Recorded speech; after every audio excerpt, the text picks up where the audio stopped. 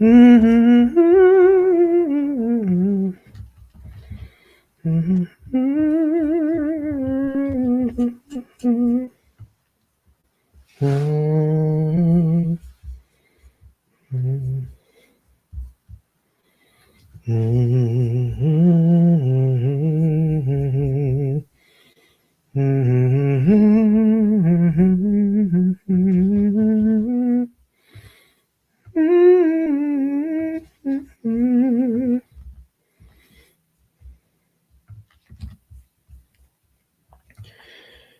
right.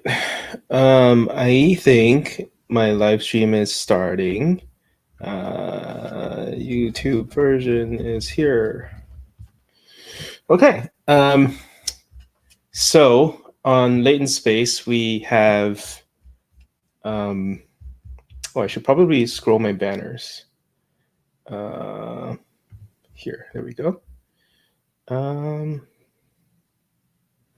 I should probably edit my banners. So let me edit them really quickly, and then you can actually see what the hell it is I'm doing.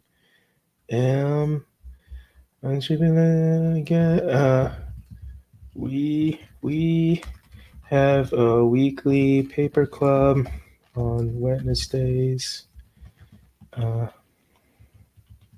Latent.space paper club on Wednesdays. Luma.ls. Sign up.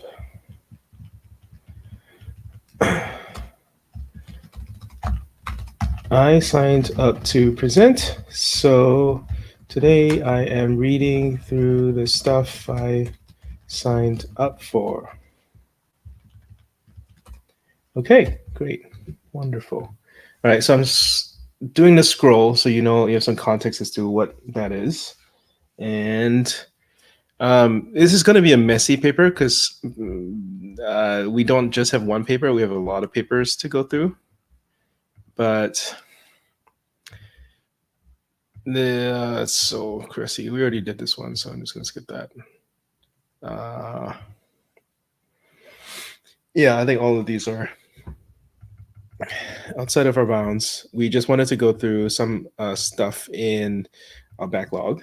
I think some of the people in the paper club have already read through STAR, Q-STaR, V-STaR, and then there's like all the other MCTSE type things, which I honestly don't know very much about. Like I'm just catching up, to be honest, on what everyone is already apparently fully well read on. So I'm just gonna go and see what's up because I feel very behind, and I'm surely not alone, but also I'm surely behind some people. So just hanging out for a while. I think this will take maybe an hour, 2 hours, and then I have to go to bed.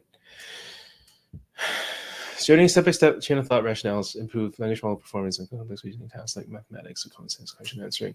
However, inducing language model rationale generation currently requires either constructing massive rational datasets or sacrificing accuracy by using only a few short inference. We propose a technique to iteratively leverage a small number of rational examples in large dataset without rationales to boost the ability to perform successfully more complex reasoning. This technique, the self-taught reasoner, relies on a simple loop, generate rationales to answer many questions, prompted with a few rational examples. If the generated answers are wrong, try again to generate a rationale given the correct answer. Fine-tune all the rationales that ultimately yield the correct answers, repeat. We show that STAR significantly improves performance on multiple data sets compared to model fine-tuned to predict final answers, and performs comparably to fine-tuning a 30x larger state-of-the-art language model on common sense QA. Therefore, STAR lets a model improve itself by learning from its own generated reasoning. Okay, this is kind of like a bootstrappy type paper. And it doesn't include... it trains in chain of thought, but it doesn't explicitly increase inference time or search time. There is no search in this paper. Okay. Quick scan. I like looking at pictures. Question: what can be used to carry a small dog? Swimming pool, basket, dog show, backyard, own home. Has to get a swimming basket and whole things. That would be okay. So then this immediately looks a little bit like the Orca self-instructs type papers. I like the bootstrapping from few examples. I think that is important. I would be interested in seeing how much data they used. This is not a very long reasoning chain. I wonder how long they can manage to get it. Pseudocode, pre-train LLM, copy original model for 1 to n, perform rational generation, perform rationalization, filter rationales using ground truth answers. Do they have to do this? Come on. Filter rationalize rationales. What the fuck is that? Fine-tune the original model on correct solutions. Inner loop. And then what is n? What is n? Nobody knows. They use GPT-J. Oh my god, how old is this paper? 2022. Okay. 2 years old. Ancient. 6B model. Okay. 100-step learning rate warm-up.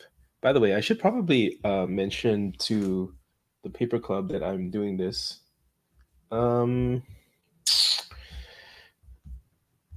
Let's see.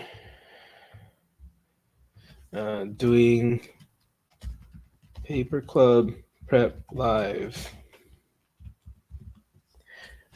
Okay. For arithmetic problems, we first generate a data set of 50,000 randomly sampled questions in a format introduced by 5. For each outer loop iteration on arithmetic, we sample 10,000 problems on the data set. So this is just on math.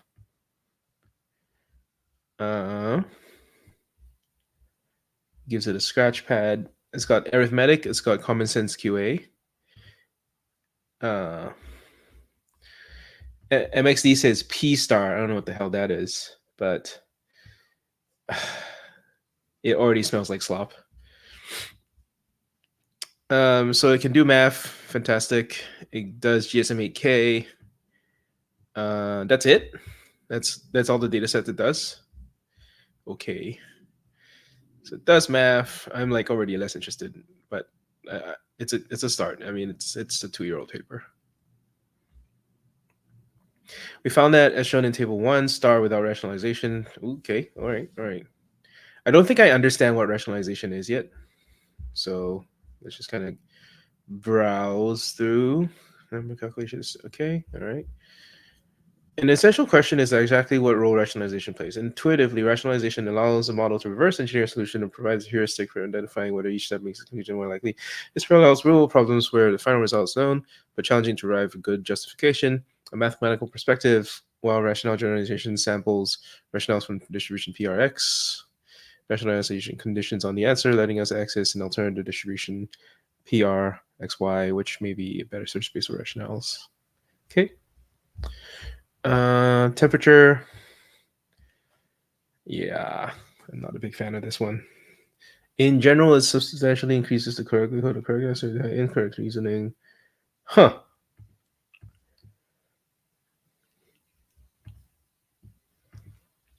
So did he set it to 0?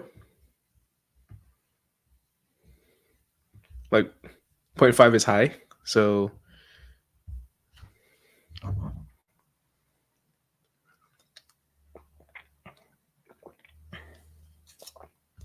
inclusion of few-shot prompting during sampling seems to dramatically reduce drift, where later rationales become increasingly dissimilar from initial few-shot rationales. Okay. I need examples of this one. Okay. Yep. Here we go.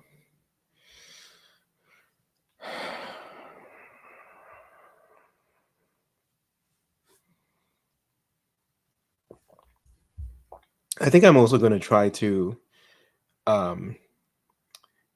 prep the presentation now, but I do want to just survey the 3 papers that we decided to cover.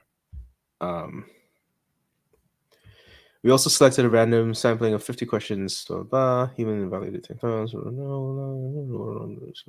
the hell is that? It's crap. There's a typo in here. Person A. Okay, so this is what? Self-consistency?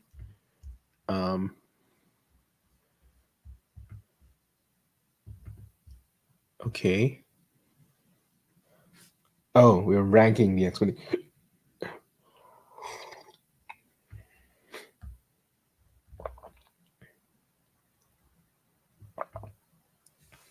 Wow, this is tough.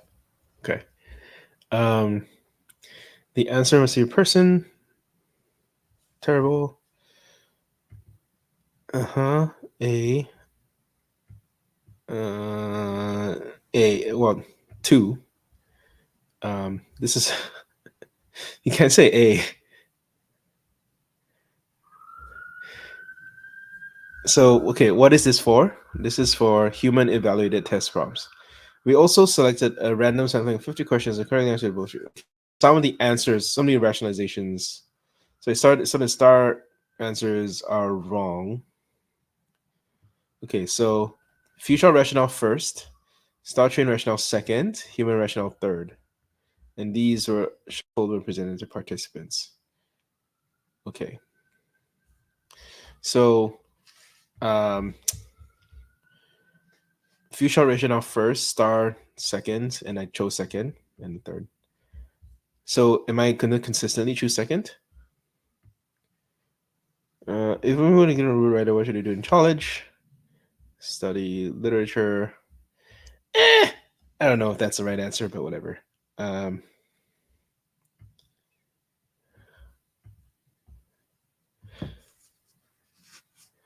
This is kind of close. The answer was A sucks. A consistently sucks.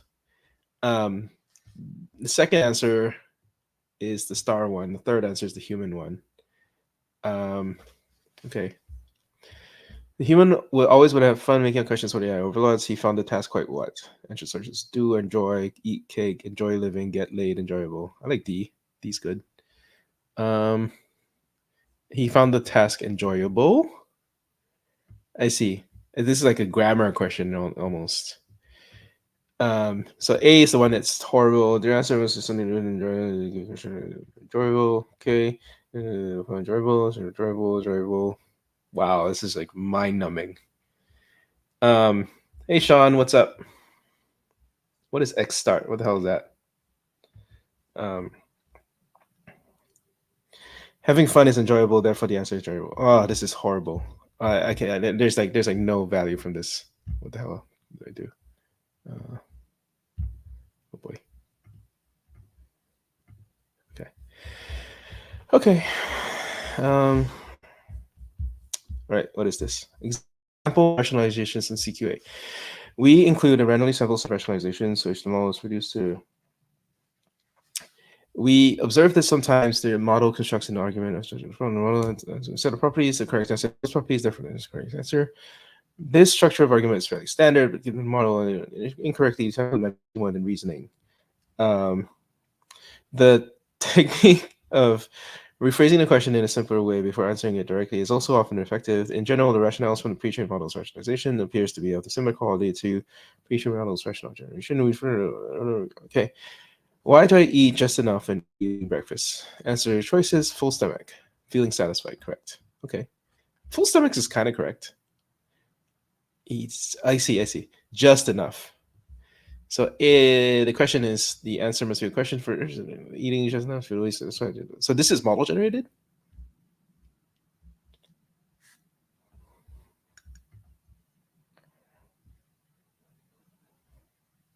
Okay, cool.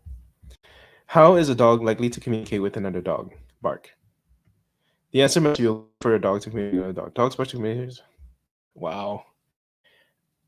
This is mind numbing.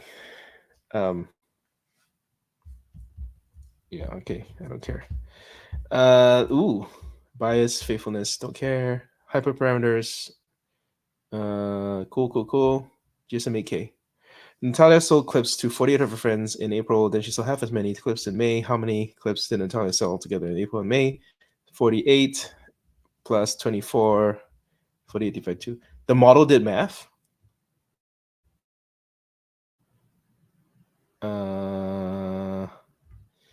Okay, this is what I want.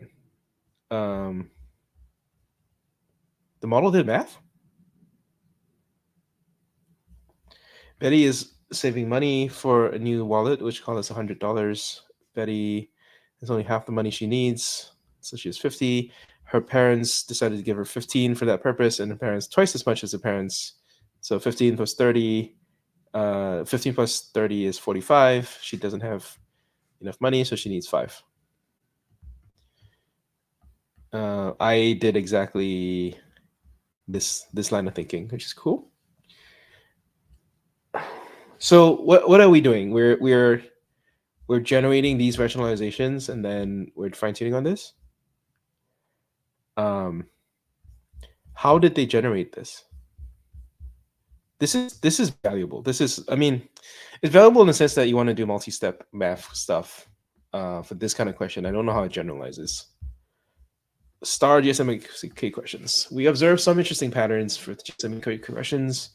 Typically, when a solution takes substantially fewer calculation steps than the ground truth, it corresponds to an instance when the model accidentally answered the question correctly, despite mistakes in its reasoning.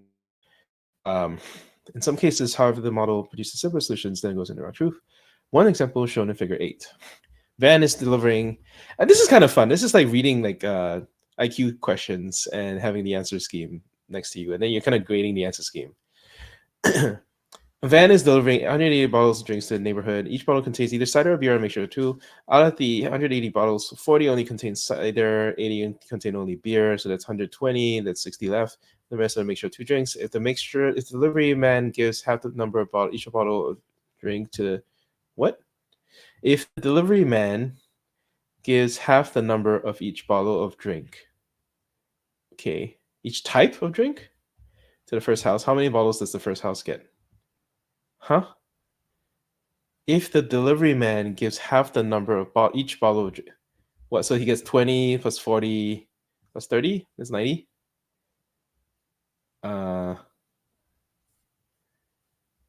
Yeah. Okay. I'm better than this, whatever this human did. Because this is shit.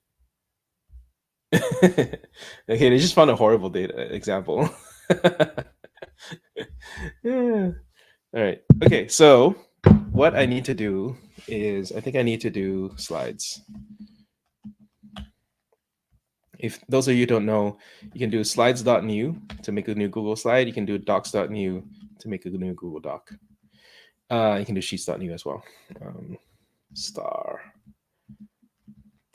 Whatever the.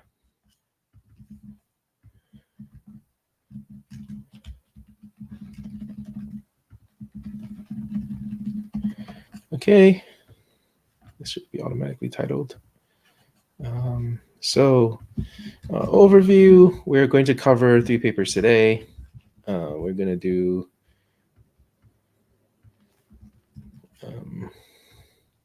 these 3. God. All right, perfect.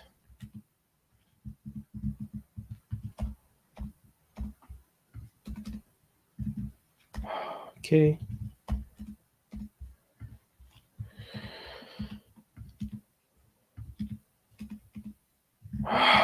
God. Why are you so... Ugh. Okay, whatever. I don't care. All right, so let's do the star method. Let's take the headline diagram and then let's annotate it. Really, this is kind of simple. It's reasonable to expect given that they had, this is a 2022 paper. I should probably mention that. I think that's relevant information. So let's call this March 2022. See this. I think it's relevant, the bootstrapping of this. I don't have a number. So let's just...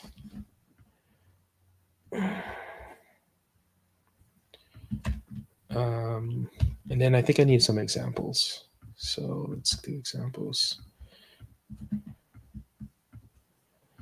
Okay. The examples are, I need the rationalizations.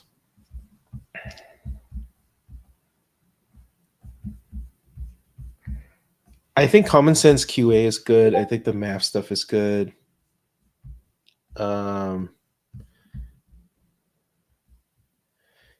It's not that much higher. Rationales.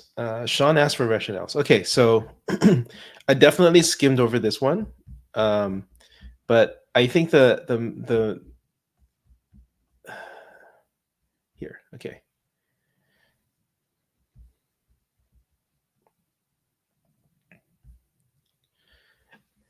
All right. Let's go over this slowly. In this paper, we adopt a different approach. By leveraging the LLM's pre-existing reasoning capability, we iteratively bootstrap the ability to generate high-quality rationales. Specifically, we few-shot prompt a large language model to self-generate rationales and refine the model's ability further by fine-tuning on those rationales that happen to lead to correct answers. So there's a little bit of it, like just spam rationales. The ones that lead to correct answers, we'll filter it, and then we're just fine-tuning its ability to concentrate on good rationales rather than bad rationales. They repeat this n times. I don't know what n is. This is synergistic process, blah, blah, blah, blah, blah, blah. A more enlightened soul might call this synthetic data, but who knows? We find this loop eventually fails to solve any new problems in the training set because it received no direct training signals. See, I was asking if rationalization is different rationales and graphics. Yeah, I think so. I think so too. Okay, if we go down here, to overcome this issue, we propose rationalization. For each problem that the model fails to answer correctly, we generate a new rationale by providing the model with the correct answer. Okay, so there is a difference between rationale and rationalization. The rationales are synthetically generated and then and filtered for, but then in a different stage, I don't know what stage it is. They don't talk about stages, but they run out of new problems, and they have they now work backwards from the correct answer for each problem that model fails to answer correctly. So I almost think like the graphic is wrong. Blah blah blah. Yeah, I almost think the graphic is wrong.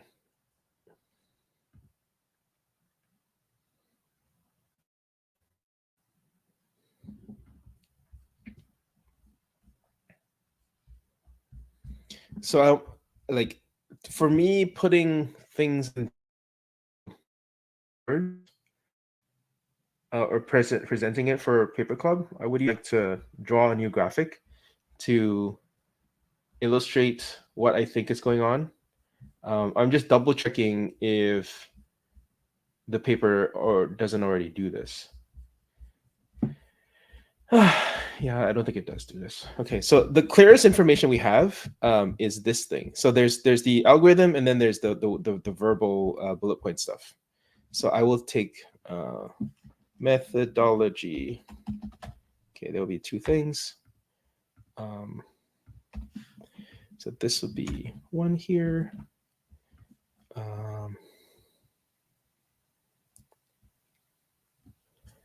Okay, so these are the two major things.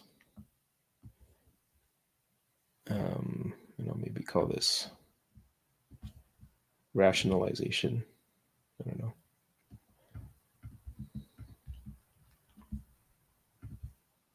Is it worth me? I don't know. That doesn't do anything. Okay. And then a second one here. Again, what is n? They don't say what n is.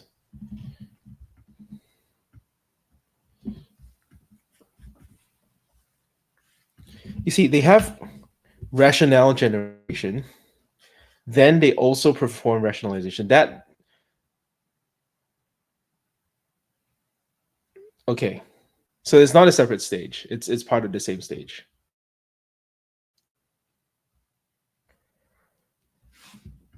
I wish they published code.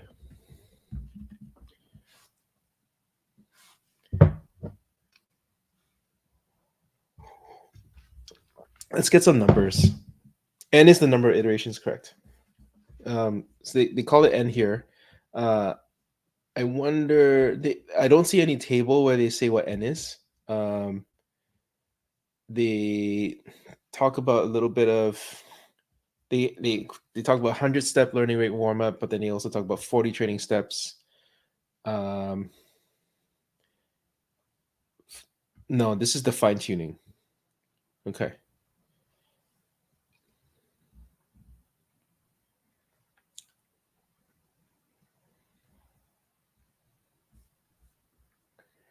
I think this is the section with the numbers. I don't think there's relevant numbers anywhere else.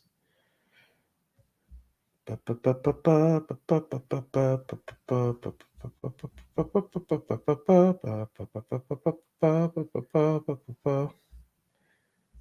there is like really good stuff here. I should come back to it.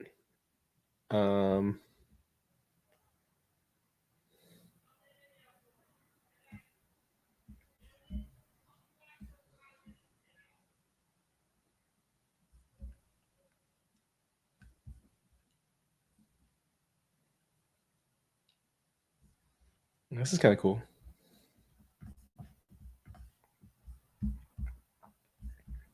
Okay, I wish there were more. There was better pseudocode to this, but it's fine. Let us extract some of the numbers that I highlighted earlier. I need a better highlighting tool. I just basically I don't have any. Okay, here we go. So key numbers.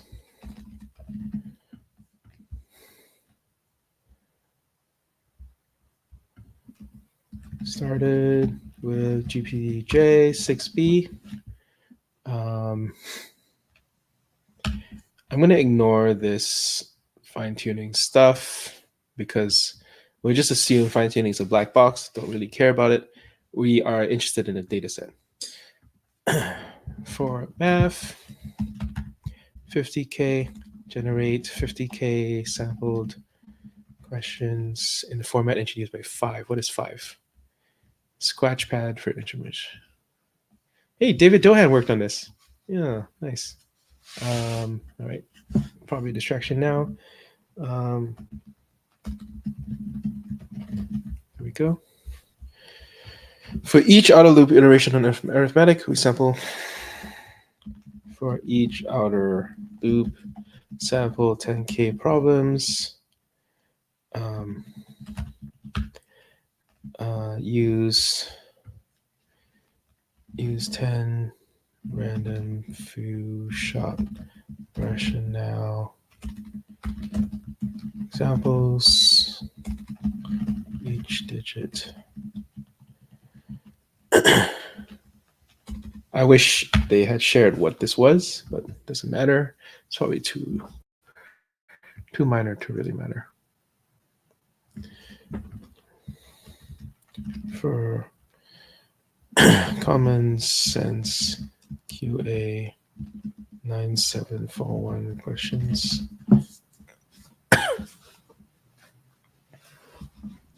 We add the question to the few shot example prompt. What?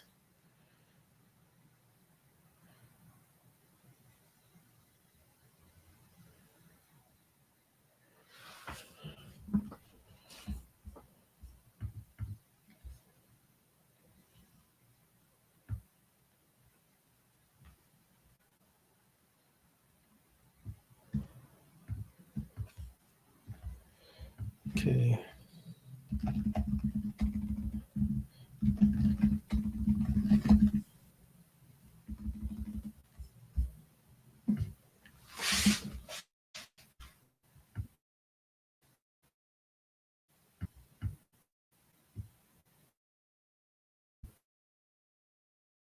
We include these in index B. With these problem services, complete set of explanation. We aren't start until we see performance saturate. Until we see performance saturate, so there's no set N. Okay. That's slightly disturbing. Where's your GSM 8K one?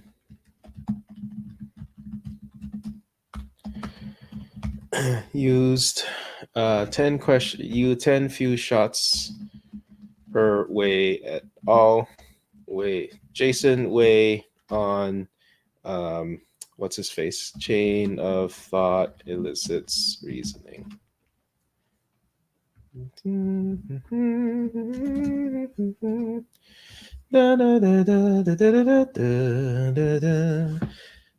Oh, by the way, I also take song requests if people want to hear me play music. I always have music going on in my head. It's just a thing that I do. So I'm currently playing the Jurassic Park theme song for some reason.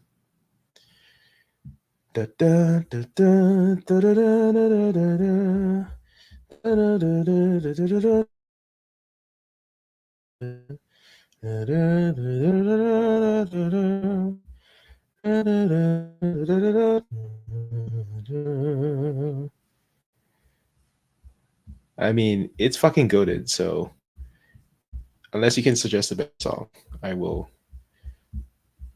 It also helps me that I don't have to remember lyrics. I'm bad at lyrics. Okay. All right. Not a ton here. There was a good one on GSM 8K. Okay, here we go. Here we go. Oh, GSM 8K is pure evaluation. There's no training. Please tell me there's no training.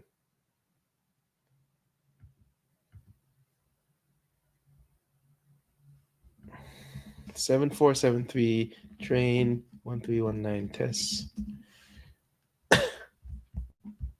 Okay, I want to repeat. I want to copy out. We run star until we see performance saturate. We import the best results. This is shady. I don't like this. This is kind of shady.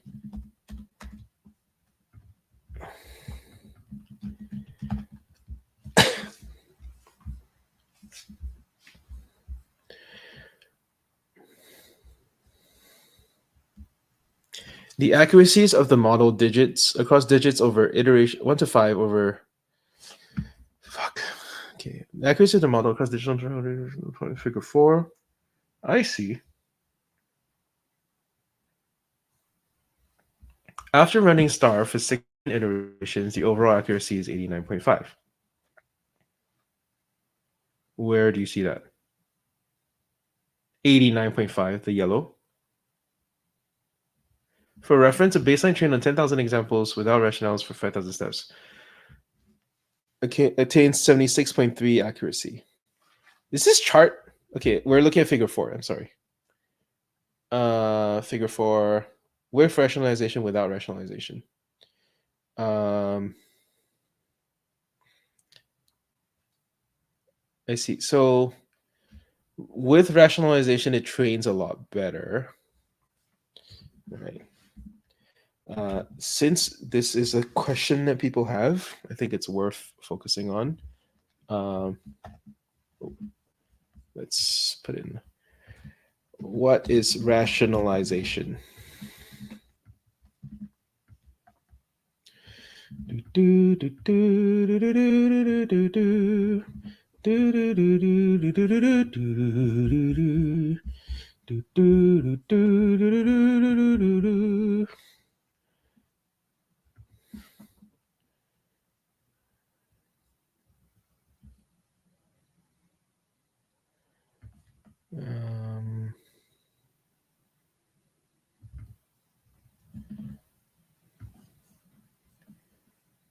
Okay.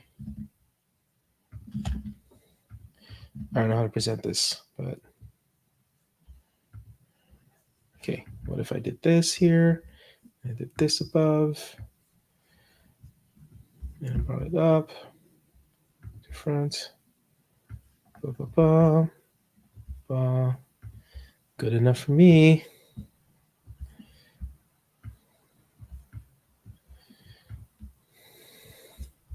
I think I need a red line here.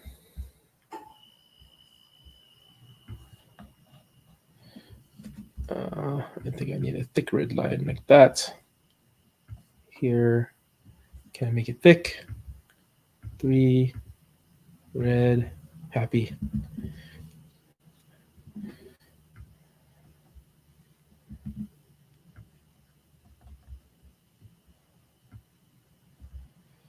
So there's a lot of risk of trading on test here, which is why you need a held out data set.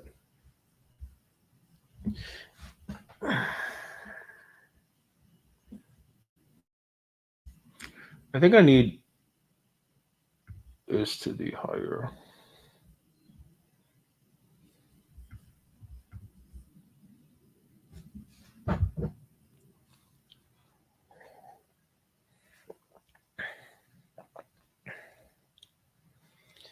What are the fucking few shot prompts? Why don't they show it? It's really frustrating.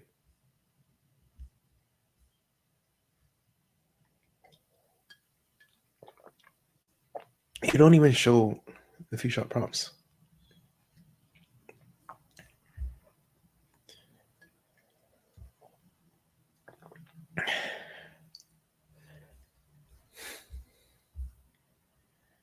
Okay. All right. I think I need to move on to the next paper. There's definitely more to do. Okay, fine. I think the GSM 8K one is good.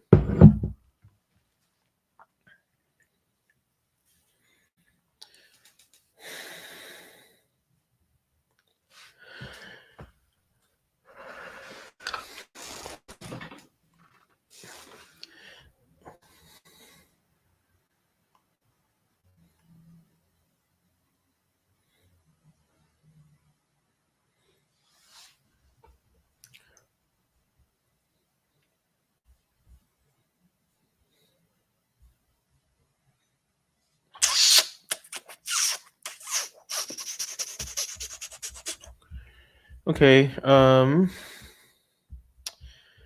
Yeah, I don't get a ton from this. It's a nice method. Maybe the start of like synthetic data-ness that has that that that creates the reasoning, but like the reasoning steps weren't weren't very much. Like usually it's like one step, one sentence, second sentence, third sentence. These are the kinds of steps that are made. Um,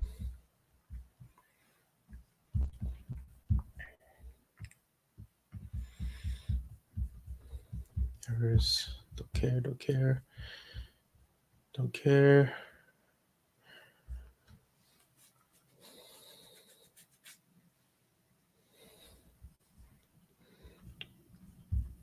But they always eliminate the few shot prompts, which is very, very frustrating.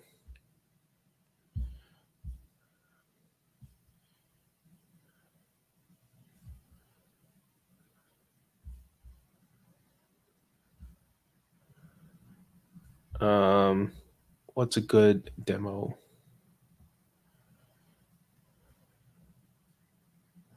What? A. Okay. Yeah, I would like to show the club this stuff. I still don't have a good GSM 8K thing yet. Examples of what a good reasoning trace looks like. This is what appendix something. Appendix C, human evals of star rationalizations. Rationales?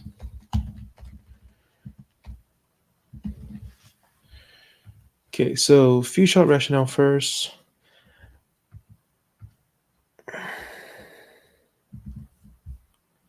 Okay, I like the candle one. The candle one was decent.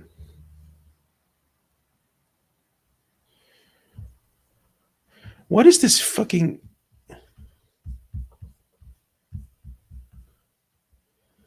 Three's data set also includes explanation like the only...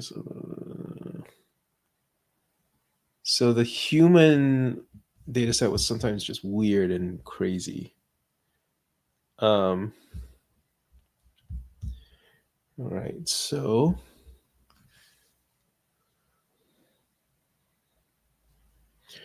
A. The answer must be something that would make the person feel better. If the person was thirsty, he should drink water. Therefore, the answer is drink water. The answer is if they was thirsty, if someone is thirsty, drink water. Thirsty, drink water.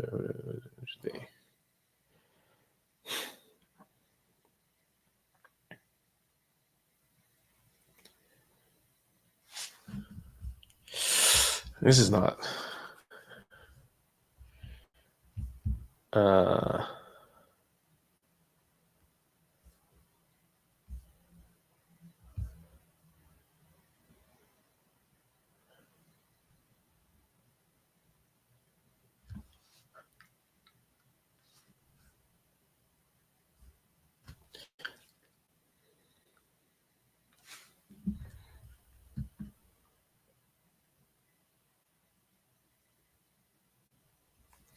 So, are all the middle answers the best?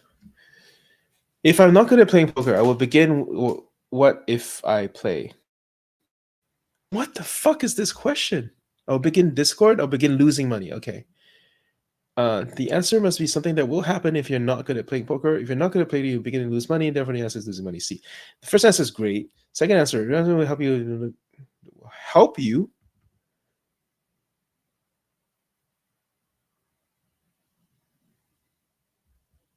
Oh my god, this is horrible. What the fuck is this?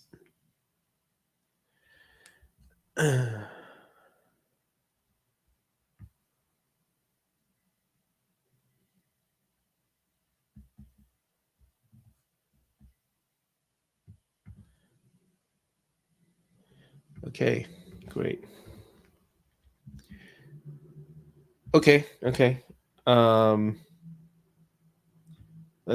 This is great. This is a good one. It's a good example here. Let's get the get laid one. That's funny.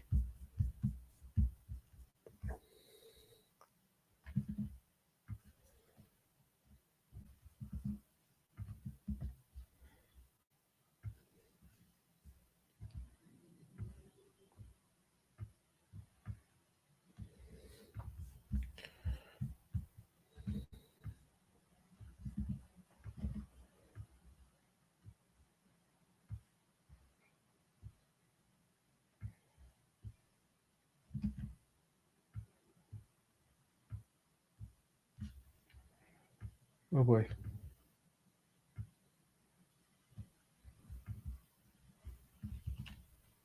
Nice. All right. Maybe I'll just.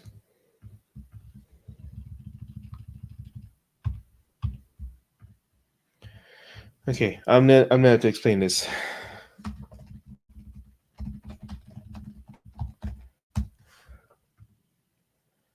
Okay, this is the second one I'll do, and then I'll move on to the next paper,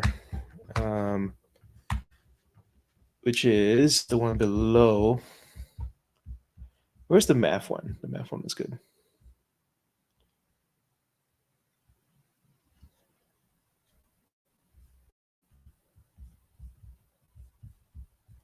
Hyperparams. There we go.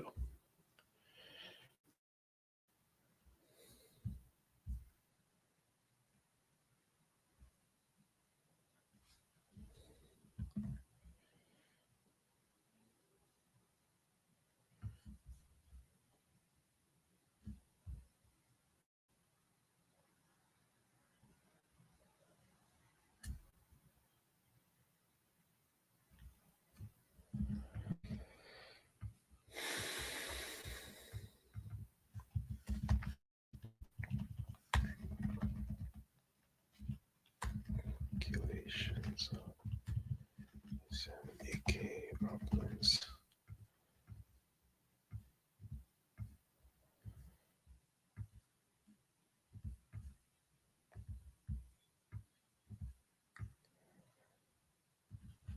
Okay, these two are pretty simple, so I think it's easy to answer. All right.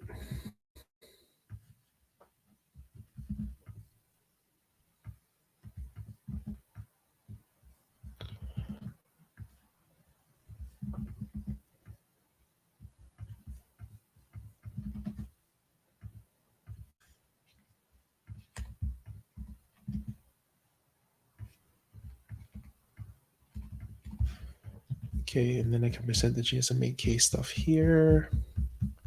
There we go.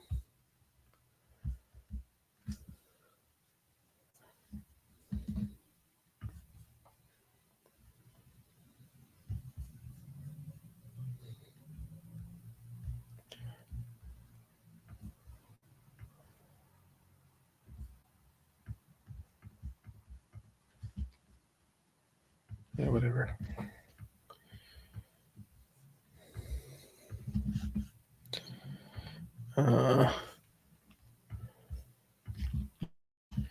J star caught bad GSM8K trace. Hey Flo,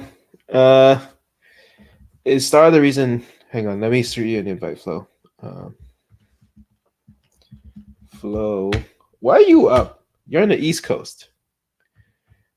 Star is potentially a reason that O1 is good at reasoning, but it's 2 years old. It's pretty simple, so it's just probably just part of the mix. We don't know, but this one's fun. This is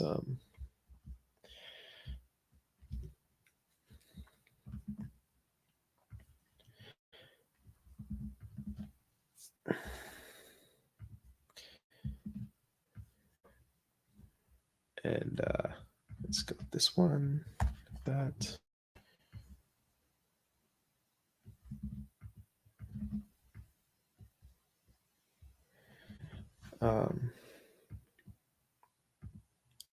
Cool. I'm happy with this. And I think we can move on to one of the other two papers. Okay, so I think we do maybe a little section title, STAR, bootstrapping reasoning with reasoning. Fuck.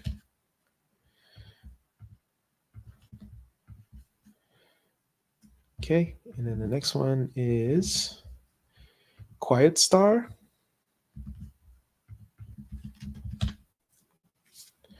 All right, let's read this one. When writing and talking, people sometimes pause to think. Although reasoning-focused works have often framed reasoning as a method of answering questions or completing agentic tasks, reasoning is a method of novels, all written text.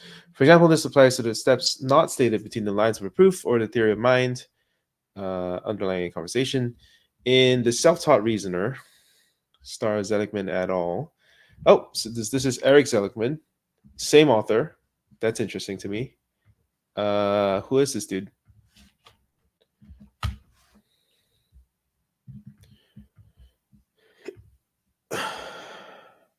He said XAI.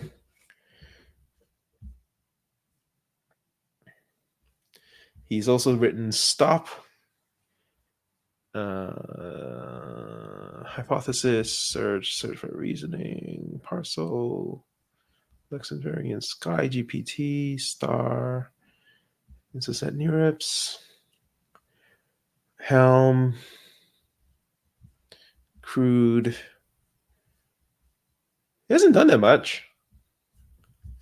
All right, cool. Guess this guy goes on here.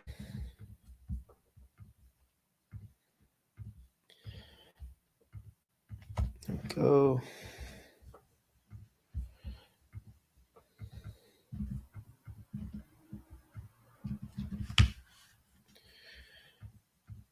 Okay.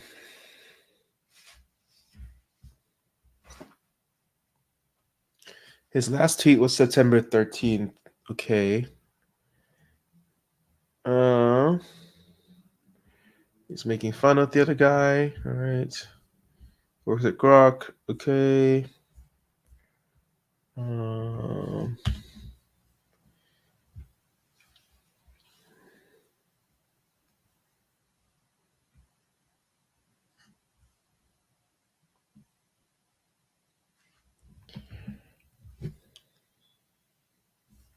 Okay. What did he say here? Language models today are trained to reason either generally, imitating online reasoning data, or narrowly self-teaching on their own solutions to specific tasks. Self-teaching. Oh boy. Stop publishing GIFs.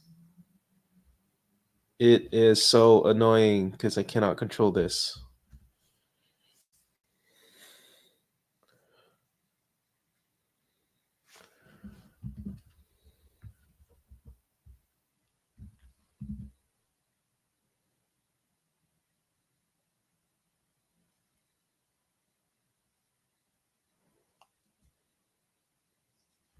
Okay.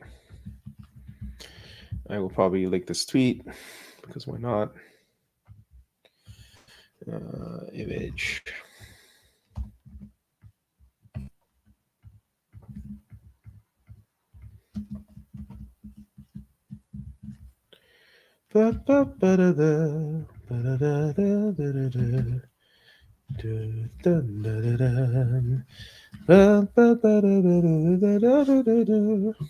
All right, there we go. In the self-taught reasoner, useful thinking is learned by inferring rationales from a few short examples in question answering and learning from those that lead to a correct answer. This is a highly constrained setting. Ideally, a language model could instead learn to infer unstated rationales in arbitrary text. All right, this sounds significant.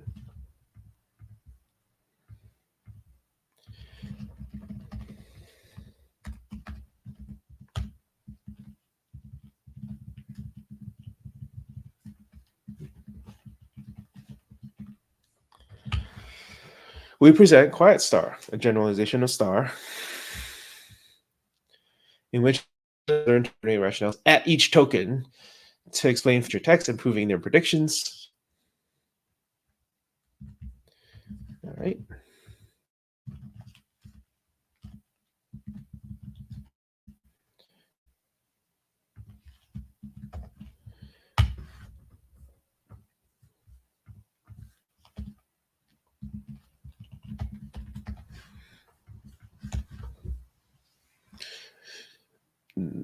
The need to predict beyond individual next tokens.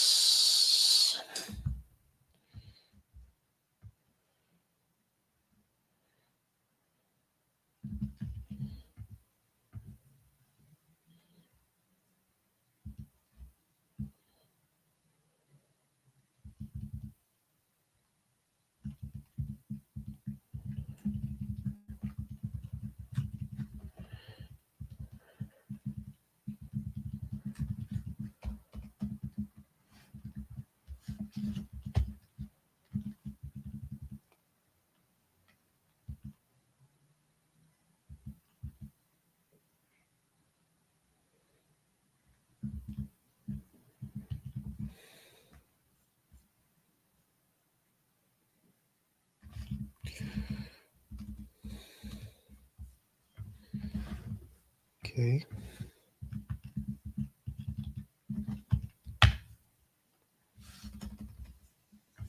I may have to delete all of this, by the way. I don't feel confident about this one, but I'm already stuck into this, so just kind of rolling with it.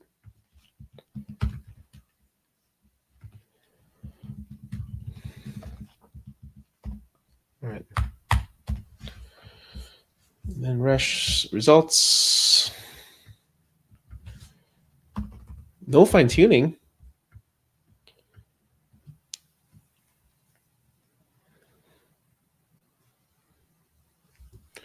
Okay, this is 2024, March 2024. All right. I like noting dates and stuff. Where can I insert a no headers? Something like that. This is it March? Yeah, thereabouts. Okay, let's read the paper.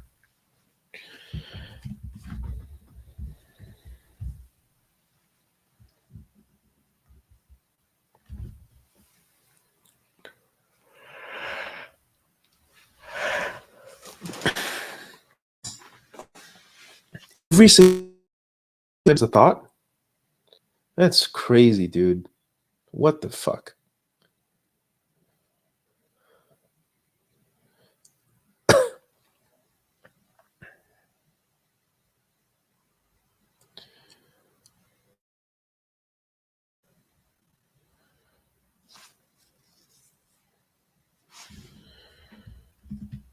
Okay, I don't understand this.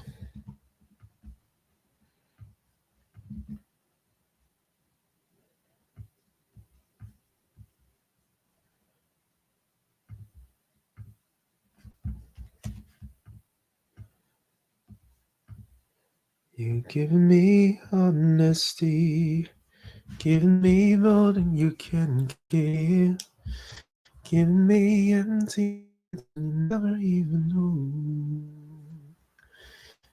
Giving me sweet, sweet smiles, giving me mouths, mouths of a love that can't be found anymore. Something that most would understand. Something that you and your friends. In a world of rules that you can call your own. Where would we be?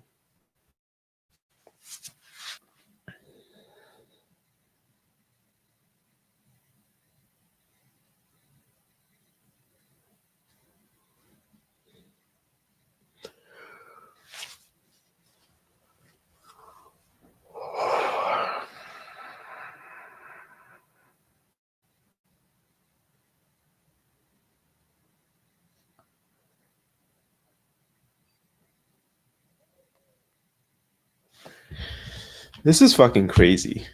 How expensive this is.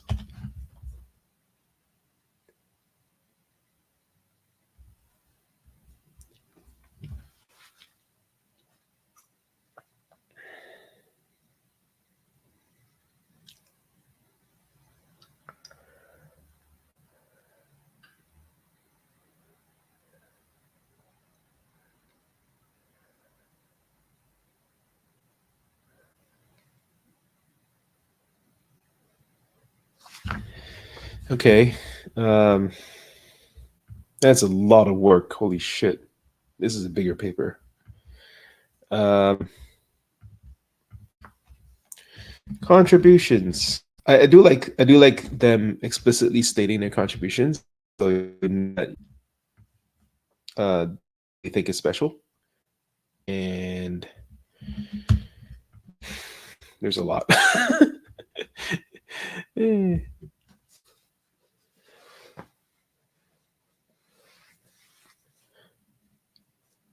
So they can think ahead on a controllable number of steps. And the higher thought ahead, the more performance they get. Baseline's pretty shit. What is baseline decline here?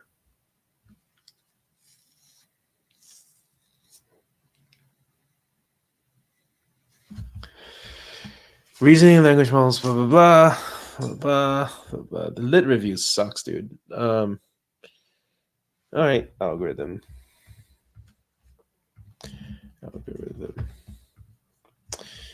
Do you have to do this? What the fuck, guys? Okay.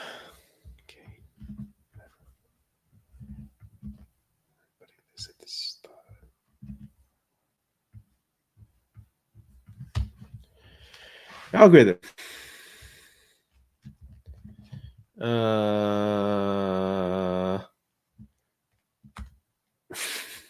For I, yeah, O to N do sample batch of sequences x of length L init hidden states for j equals to 1 to L in parallel using attention mask do predict next tokens, generate thought, predict Next tokens with thought. What is it trying to do here? Append and thought.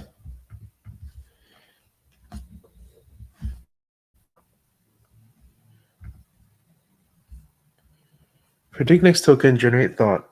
Append and thought. Append and thought. Predict next tokens with thought.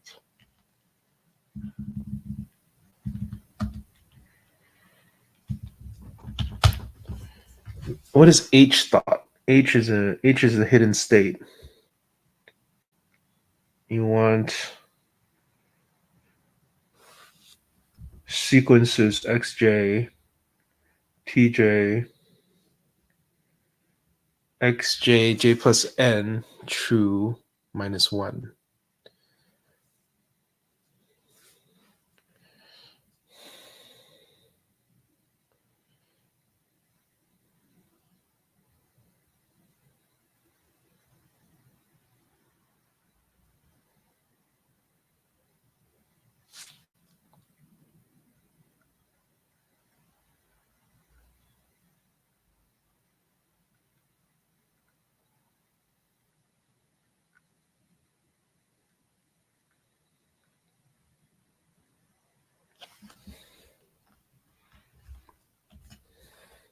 I think you can skip that.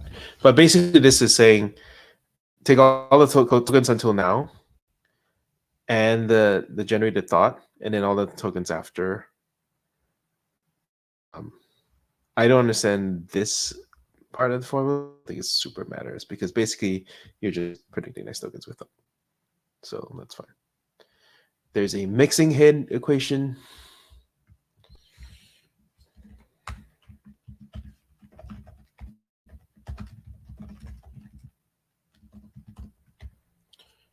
Mixed logits. Okay, I'm going to tend to trust that the comments actually capture the important things.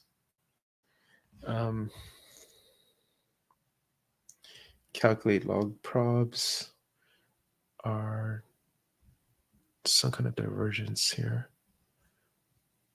Use RJ, calculate reinforce, and then you update model parameters.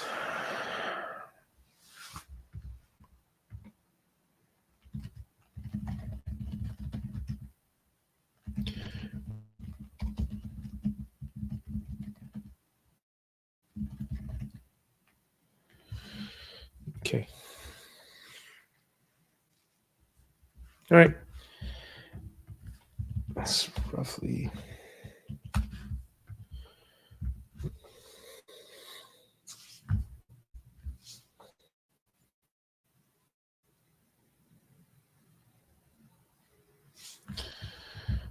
They mentioned meta tokens. We introduced custom meta tokens and it started eventually. Okay.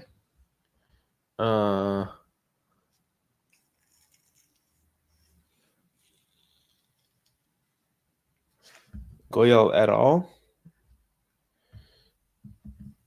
Is the pause token.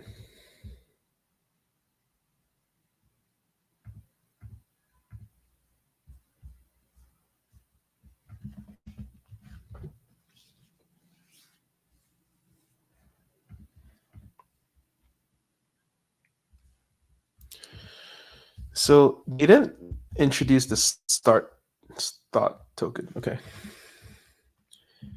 Add start thought. Okay, there we go. Nice. And there's another algorithm. God damn it.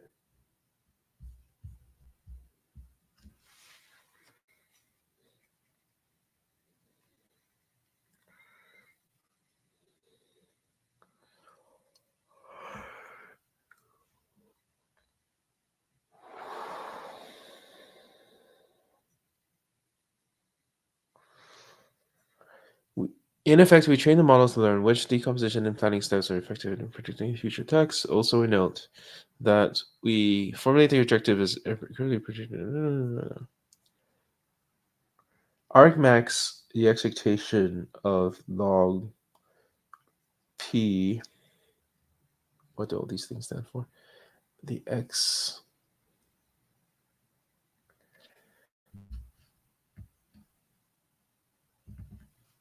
With parameters data.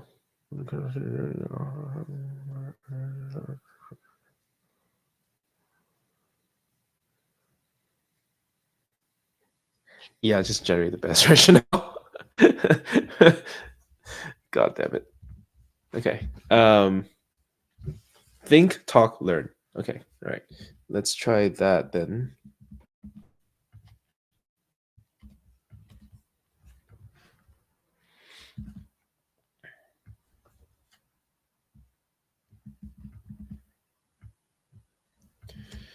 Where is think? Where is talk? Where is learn? Think, parallel across n tokens, xi in an input sequence.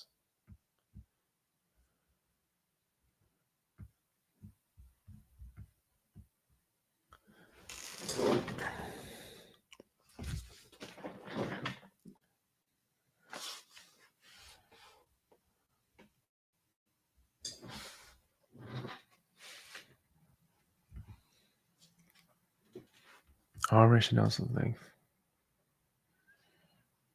It doesn't work that way, does it?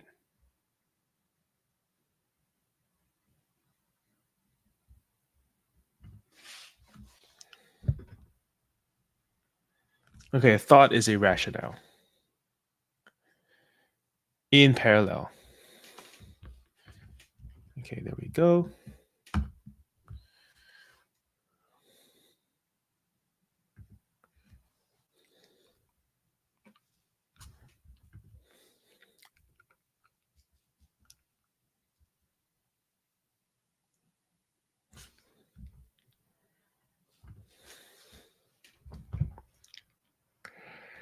Mixing post rationale and base predictions. From the hidden state output after each rationale, we're training a mixing head, a shallow MLP, producing a weight determining how much the post rationale next token predicted logics should be incorporated compared to the base language model predicted logics. This approach eases distribution shifts early in the fine tuning due to introducing rationales. How long are these rationales, dude? This is expensive as fuck. Optimizing rationale generation. Learn. We optimize the rationale generation parameters, start end tokens, and on weights to increase the likelihood of rationales that make future texts more probable. We use reinforce to provide a learning signal to rationales based on their impact on future token prediction. To reduce variance, we apply a teacher forcing trick to include in the loss the likelihood of predicting not only the token but afterthought but also later tokens. All right, fair enough.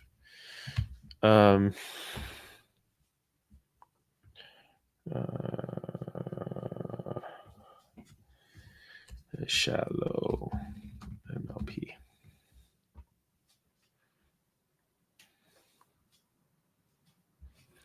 What is N? God damn it. Okay. Okay, so think. All right, let's make this. Step 1, think in parallel. I like to think of the scene in the movies. Do do do do do do do.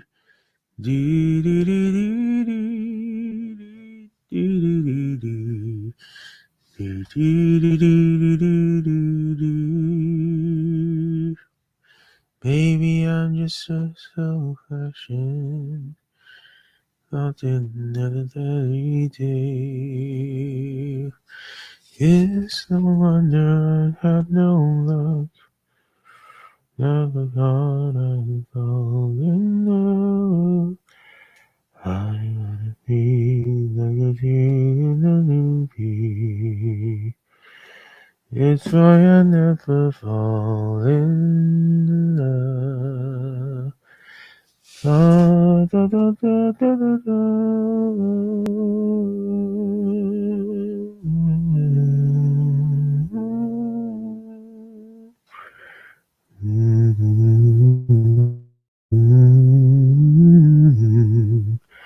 It's why I never fall in love.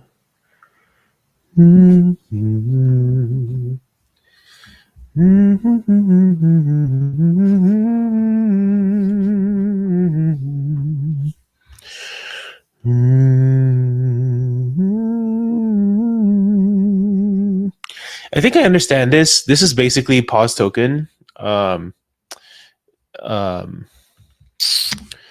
think we have to think before you speak. Stupid name. Paper.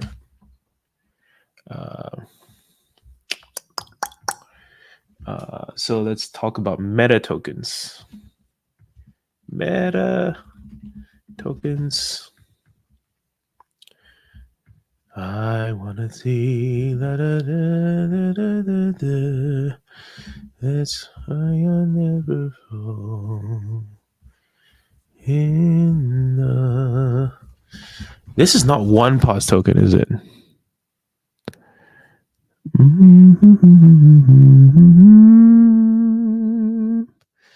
Maybe I just so old-fashioned. Oh, you very deep. Oh wow, this is very similar.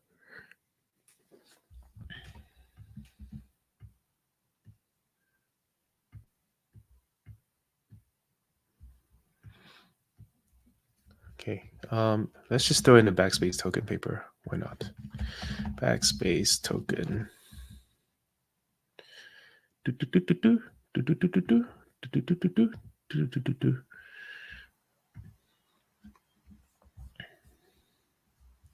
This is a less pretty paper. Yeah.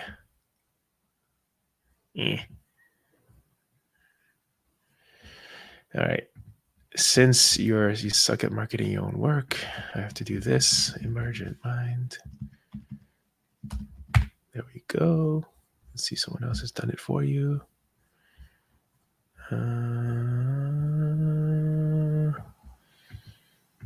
Okay.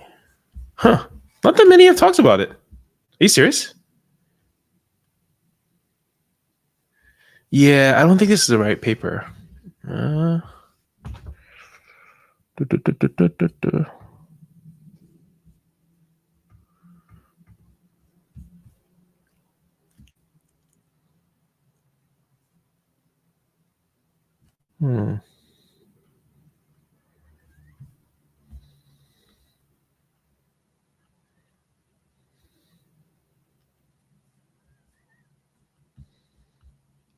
What the?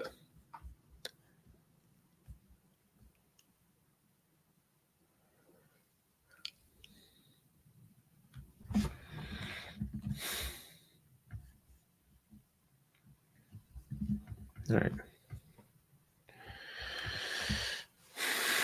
They're all variants of the same thing. Doesn't super matter if I have to be precise or not on this one. Okay. Mixing is kind of. I'm just gonna skip it. I don't think it's. Yeah, who cares? Appendix A.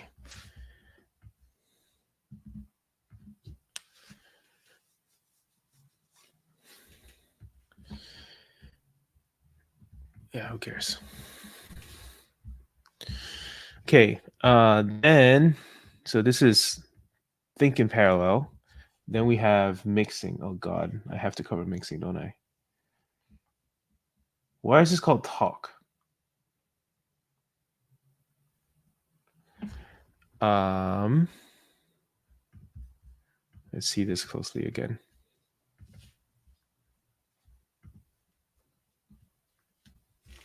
Okay, so in parallel, we predict the next token. We understand this now. We start the next thought token. Yep. Then we have parallel thoughts. Amazing. And then we filter for useful thoughts. How the hell do we know that? Update model to generate more useful thoughts. Repeat on the new text. That's it. That's the loop.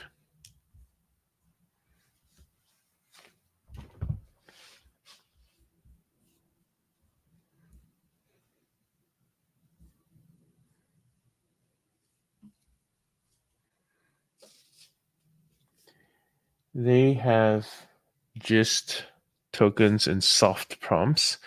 We let the model learn for itself how to represent the start of a thought, and also let it decide to disregard a thought. Well, that's kind of nice. I don't know what the fuck this is. Hey Jim. Jim's a regular on these things. Oh, Flo, you're here. Oh, hey, what's up, Flo? Hey, what's going on? I thought you changed your mind and you're not going to join us. I had to figure out the camera mic thing. Since when have you had problems with that? You've always been on top of your game. Yeah, I don't know why the browser wouldn't let me connect to my. It was weird, man. Yeah. It happens. It happens. Well, I'm glad you figured it out.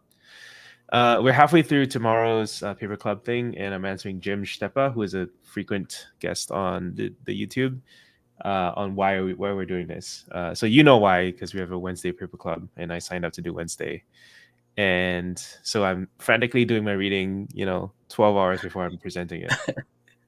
But it's kind of fun. It's relevant to O1 ish. I think there's like probably 200 papers that go into O1.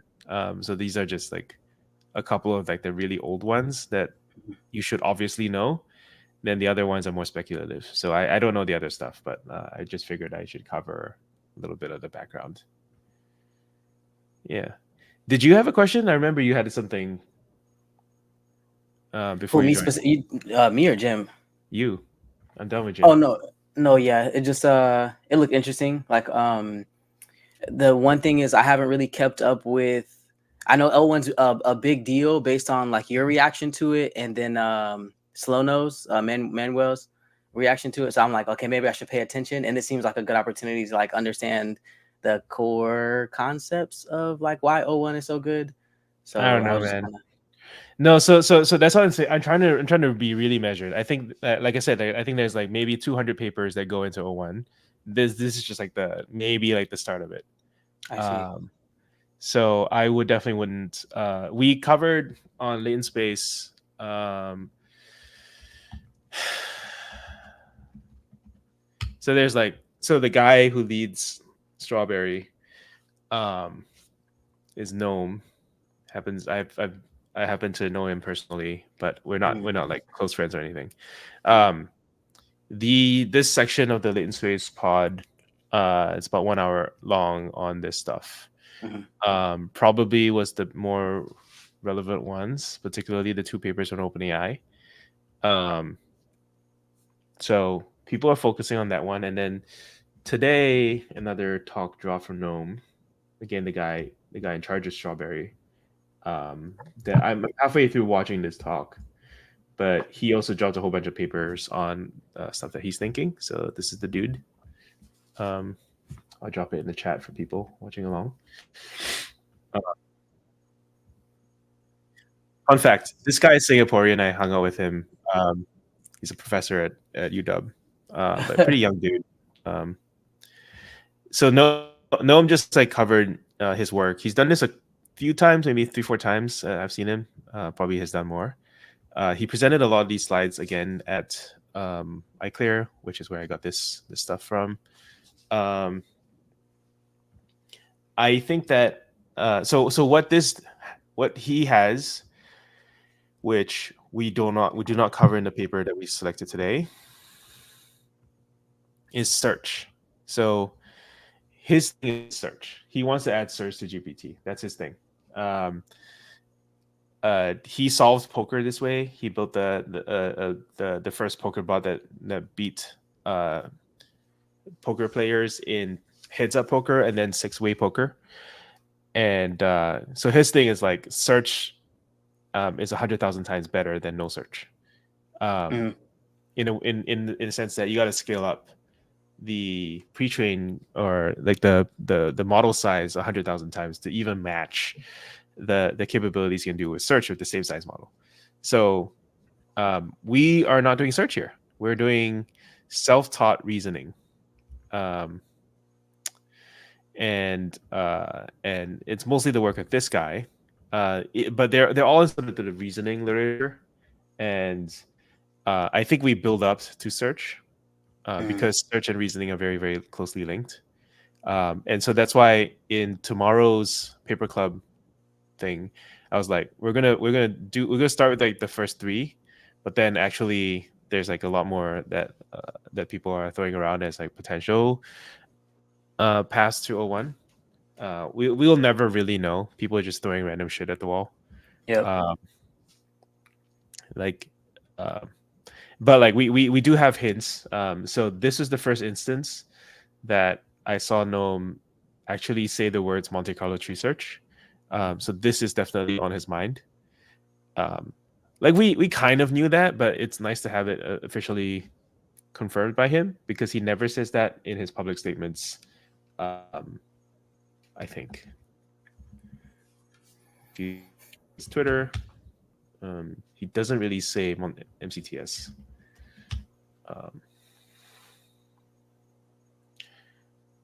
So 2018 he talks about MCTS. 2021 he did, but nothing since he joined OpenAI.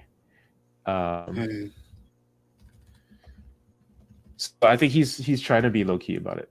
But so it's either like the whole world is hallucinating that OpenAI uses MCTS, or he actually is. And the simple answer is he actually is. That is the Occam's razor version of what it is. Yeah. The other thing that's kind of interesting, I don't know if you saw the O1. So I had what was it? Interconnects. Yeah, this guy. So Nathan's a previous guest on the pod. He's also active on our Discord. He also talked a little bit about these benchmarks for O1. I thought it was kind of interesting. I was looking at this today, and so this is the teal is GPT-4o, and then orange is just like what O1 adds on top of it, right? So huge on math. This is considered to be a pretty hard one. Like it goes from like worse than human to like basically solved. So that's very, very huge for on like STEM types things. Except for English lang. Oh, that's interesting. It's the only one with no improvement, and then English lit is also kind of meh. So I thought it was kind of interesting. So basically, like there's certain kinds of reasoning it's really good at. Good, logic is good, and then like maybe public relations not so good at.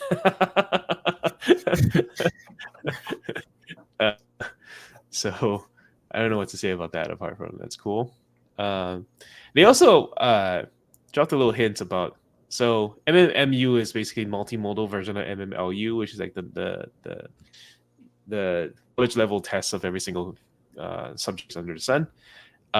So the O1 that we got has no image recognition, but the one that they have does have the multimodal side.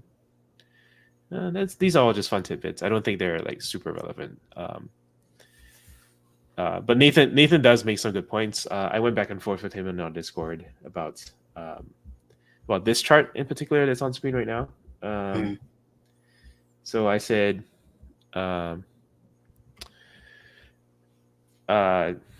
basically, so what he did was he took this chart and he went like, oh, okay, there's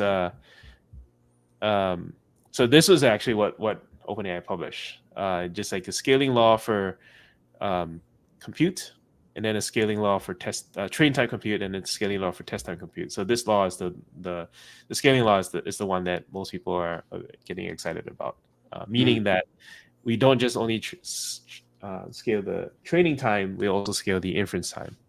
So now when we take longer to search, we get better answers as well. Okay, but then Nathan made a really interesting discovery saying that this one is AIME, but AIME, this math thing, they actually have a published score for O1, like the real the full main model that OpenAI has not yet released. Mhm. What we have now is O1 mini and O1 preview, right? O1 preview is just the checkpoint, but they already published some preliminary results for O1. So it's 56.7 for preview, 83 for the full thing. So then you can kind of look down here and you go, all right, here's the 53% line, and there's the 80% line. Actually, wait, hang on. That's not even 80. 83 is not even on this chart. Okay, so they have a here that's even higher than whatever they published. So basically, Nathan's just saying in this blog post, which again I'm going to post in the chat. Nathan's saying in this blog post that there's a delta between what they release. The blue is what they release, and orange is what they have. And then I was like, oh, if you overlay, we know the max number. I think I got the max number of what was run by O1 preview, which is 2 minutes. If you look at the dots, here, the marks here, they get progressively smaller. That is typically what happens when you have evenly spaced things on the log scale. So typically this would be like 2, 4, 6, 8. Not even, yeah. So instead of so if it was on the log scale, they'll be evenly spaced. They'll be like 2, 4, 8, 16, 32. But instead of that, it's like 2, 4, 6, 8, 10, 12, 14, because they get smaller and smaller as the log goes up. I see. So my inference, if this chart is to be believed, is that the longest that they have going on is like maybe 14 to 16 to 20, whatever it, like 83 is like maybe 20 minutes of thinking. That's just kind of cool. It's not that much. I think like they want to get to a point where you can throw like days, weeks, months, years at it. But like it's kind of cool that the dots, the marks on this x-axis actually leak a little bit more than probably they wanted to leak. Right. Yeah. That's crazy. So that's where I'm at with this. Anyway, yeah. I mean, I wouldn't try to say like this is this is the beginnings of O1. This is as far as STAR, which stands for self-taught reasoning, is as far as you can get without search, and we haven't done search. Search is the other stuff. I am a bit curious about search, because like when you say search, are you saying like having a database of information that the model can search through to ground it? No, I'm not. Yeah, this is one of those things where ML terminology is different than regular people terminology. Right. Yeah. But he's pretty clear in his in the YouTube. Search just means searching through possible paths. So it's more like this: V-STaR search. It's more like pathfinding. You ever see V-STaR search? No. I'm gonna see a good GIF for you to. Can I get a GIF? Ooh, GIF. There we go. And where's a good GIF? There's a GIF. I don't think this is a good GIF. Okay, never mind. Oh, this is a good GIF. Okay, here we go. I hope this works. Okay, this one happens a little bit fast, but basically this is a maze. This is a start point, is the end point, right? So V-STaR is a search algorithm that just searches through all the possible paths until it finds the shortest path to the endpoint, and then this quick yellow line that you see going through the maze is the solution, right? So search is basically branching out. Like you start from a start point, and you want to go to an endpoint. You branch out in all different paths until you find like the right path, and then you create the solution, the yellow path that you're supposed to go through. When you play things like I don't know, StarCraft, when you click on when you click on, your unit is here, you want to go here, but there's obstacles and rocks and stuff in the way, it uses a star to find the path to go there while avoiding the obstacles. Got it. So this isn't search like I'm searching the web. This isn't search like I'm searching a database. This is search as in I'm searching the possible paths to find the shortest path. And once I Okay. found it, I'm going for it. And to make that related to language models, we're saying it's exploring the different tokens that could be the possible answer until it finds the right answer, the shortest path to the right answer. Exact. So the one difference for language models is that there really isn't a right answer. We're just we're just guessing. Yeah. But yeah, it's pretty close. It's pretty good. Okay. So this guy, I mean, this is a really galaxy brain. Like he's doing this search on like in parallel on every single token. Then he prunes for what's useful, and then he fine tunes the model as well to make it more efficient at searching next time. And yeah, this is not a really good graphic, but this is all we got. And he shows. So let me show you like the first paper, Star. We had some nice results on this, where this is without. Let's just call this without the search algorithm, and then this call this with. So with the search algorithm, he for all categories of difficulties of problems, he converges to the right answer faster than without. Right. I am grossly simplifying it. That's not actually what this thing shows, but anyway, it's one example where you can be like, oh, like this has a real improvement on finding the right answer in a situation where there is a right answer. Yeah. I'll explain the rest of Star tomorrow. I think I did sense of it, but I think search, like, yeah, what's important is that it is branching out and then it's consolidating on an answer. And this is something that we don't have in language models prior to 01. Language models prior to 01, they would come up with the typical way we explain this is it would take the same amount of time to answer what is 1 + 1 as it would take to answer, what is the meaning of life or whatever. And the basic intuition is that harder problems should take longer time to answer, right? This is again something when he was writing his poker bots, he noticed that the main reason that his poker bot lost was that when they played against humans, when they encountered a harder problem, they would take longer to answer, and bots were simply computing right answer in the same amount of time every single time. So once you relax that requirement, you allow bots to take longer on harder questions. In other words, to search for the right answer when they do encounter harder questions, then you get 1. That's kind of crazy. I don't know. That's so creepy to me. I mean, in a way that, it's what's that thing called when you give like an inanimate object personification? Like that's what it feels like to me. Like you're giving, like, yeah, let's let the language model think like this math like compilation of math problems think a little bit longer, and then we get a better answer. I mean, I get why it works like after you explain it, but that's crazy to me. Yeah.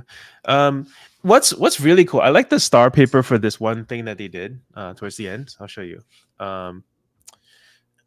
So blah blah blah.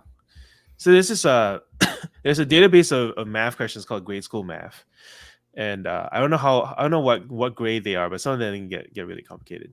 So for example, right, here's a question: Natalia sold clips to 48 of her friends in April. Then she sold half as many clips in May. How many clips did Natalia sell altogether in April and May? So a human would just be like 48 divided by 2 is what was sold in May, and then 48 plus 24 equals 72. Answer 72. So this is a 2-step question, right? Scroll down all the way. Tina makes 18 an hour if she works more than 8 hours per shift. She's eligible for overtime, blah, blah, blah, blah, blah. So step 1, step 2, step 3, step 4, step 5, step 6, step 7. So this is a 7-step question. You know what I mean? Like with all the info that was given, you need to make 7 steps in a show your work type of manner to arrive at the answer. What's really cool is that they were able to make the algorithm do this. The amount of steps that humans take with the amount of times that the AI takes, and there was some correlation, meaning 2 steps. Like humans would take 2 steps, and then calculator also takes 2 steps. They had a 53 to 57% agreement across all these tests that they did, which is kind of cool. It means that we can actually vary the amount of steps taken in chain of thought to produce this answer. But I would say that, is this search? This is not search. This is chain of thought. Chain of thought meaning when you're prompting, you take you ask for let's think step by step. Then you generate one token after the other, right? One, like word, number, word. This is not search. This is just taking more time. This is like a scratch pad. Having like show your work, having a scratch pad before you arrive at the answer, right? You're gonna do better if you have more scratch pad to write stuff in. But this is still not search. This is just training in the ability to do step-by-step chain of thought pretty well. Search is much more, I'm going to branch out like 8 instances of myself. We're going to all go down different paths, and whatever does the best, I'm going to pick that path. So this is like, there's one of me, and I'm just doing it in sequence one by one. The other one is I'm doing it in parallel, and I'm just doing like a whole bunch of this. This is one of the reasons why I think O1 is like $60 per million tokens, which is a lot higher. It's a lot higher in cost because you're just doing a shit ton more inference and you're throwing most of it away. It's fine because you really care about the quality of the thinking. So yeah, that's where we're at. Interesting. My first thought after that is going to the GNOME video. I think you posted in the chat and kind of like review. I probably have a better idea of like, yeah, exactly. Watching that will probably be super interesting in terms of understanding search a little bit better. But this is that's crazy. Yeah, I've been obviously watching him we're trying to get him on the pod. The comms person was pretty positive on him, but then he has to say yes. So he's kind of media shy, and I think he kind of doesn't like non-researchers. So he might come on the pod. We'll know. Anyway, so right now I'm trying to do the second paper. It's probably pretty late, so I'm probably not going to get to the third paper. But so second paper is the sequel to the first paper. Same guy, same author, this dude. And so what he did for the first paper, he's basically scaling up in a pretty dramatic way to run in parallel across every single token to have rationalized like think thought tokens for every single token. And there are 3 steps that he calls out: think, talk, and learn. So I'm basically just trying to map out think, talk, and learn, and probably call it a day there because it's getting pretty late. But so he does explain it really nicely that he's doing mixing. But I don't feel super happy with this one. There's not really like a good explanation of what mixing does here. But I haven't read the full paper yet. Multiple thoughts. Yeah, so he has all these like really cool charts on like how far ahead can you think and how much does it improve thinking.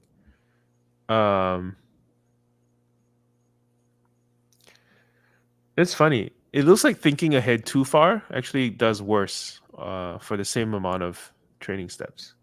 Hmm.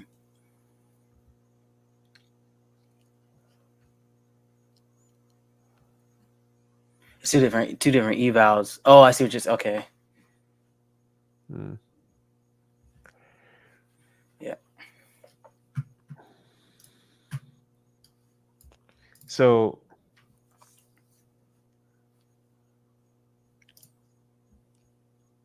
yeah. Okay. I don't think this like all these papers are really dense. So I don't know if I'll be able to do all this. But anyway, so I will just talk. Mixing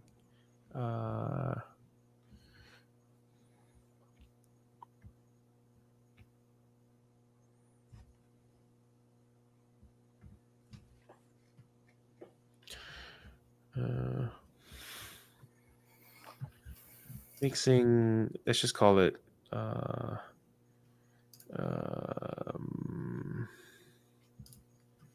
mixing without thoughts. There's not really that much to this, so I'm just gonna paste in some stuff and be done with it.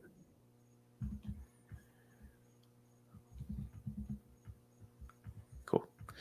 And then the third one is learn, optimizing rationale generation. We optimize the rationale generation parameters, start in tokens to increase the likelihood of rationale to make future text more probable.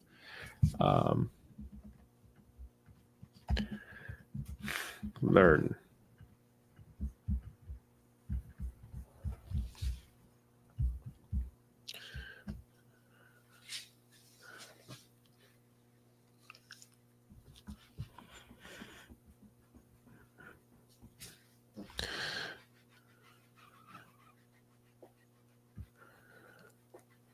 What the fuck?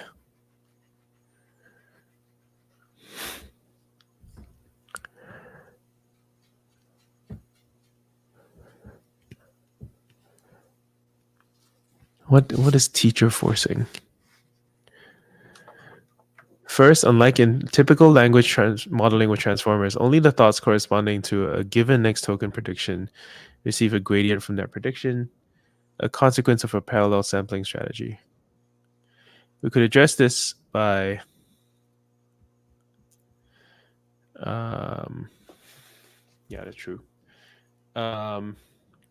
Just adding loss terms for future tokens by sampling tokens per. Instead, we use the parallel attention mask to compute the log probs of the true next tokens, applying teacher forcing by assuming the model selected the correct next round truth. Note that the loss for each future token also depends on the mixing weight computed from the end thought token and the previous observed token.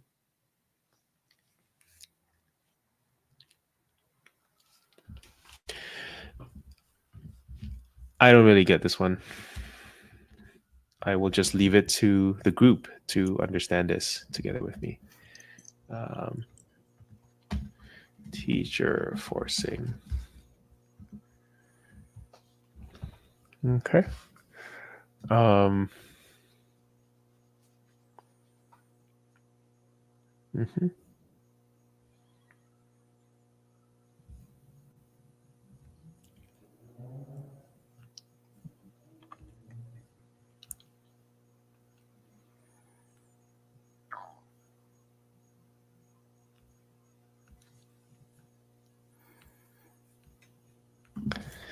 Yeah, so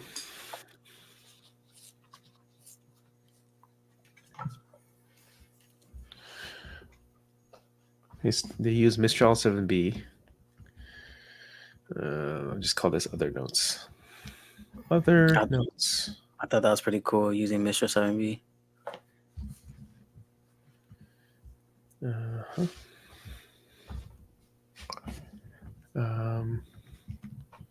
Fuck. Open web math.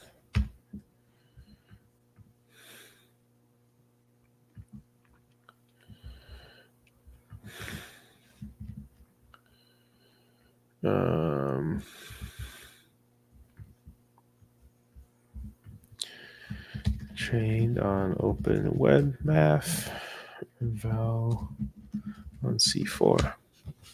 Okay.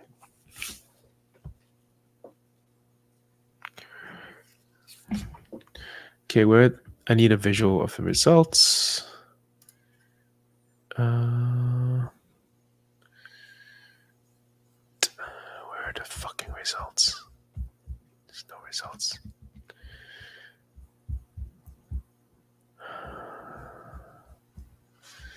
Oh boy.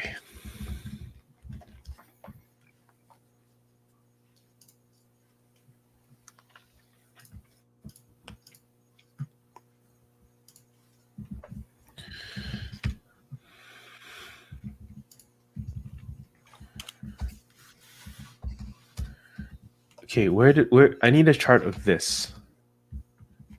GSM 8K. See. So you can think number of heads. But how come in the other one?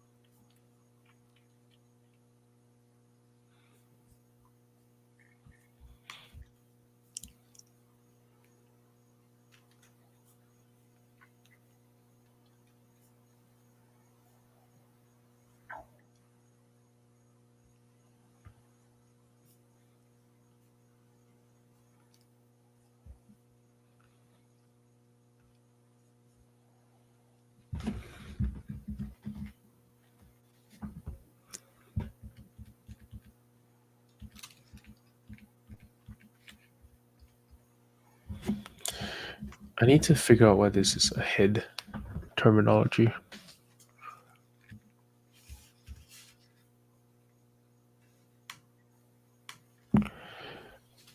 In particular, we visualize predicting 3 tokens ahead. A, B, D, E, F, G, H. And you get G, H, I.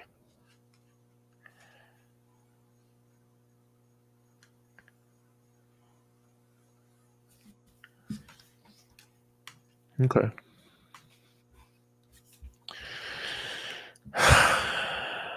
Okay.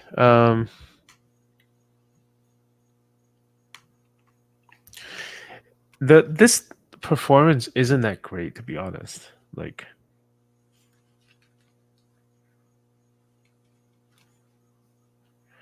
overall, these downstream results validate a training language from a result text.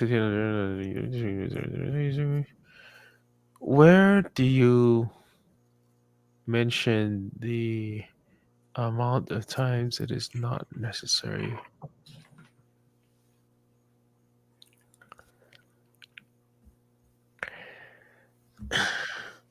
The fact that longer rationales consistently lead to better outcomes, the Q-STaR outperforms the constrained pause token approach, supports the notion that Q-STaR is substitutional and there's no reasonable.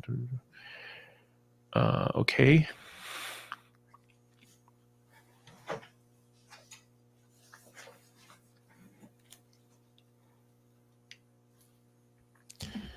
What is majority vote samples?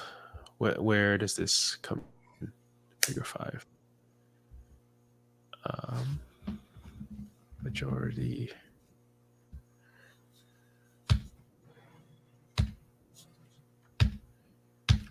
I love how there's like absolutely nothing introducing this. I mean, fine. Like, this maybe is better. Okay, I will give it this little.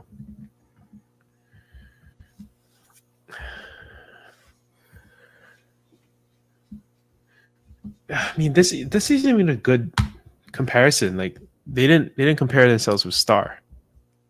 They didn't compare Quiet Star with Star, and they should. Yeah. Naughty, naughty. Um.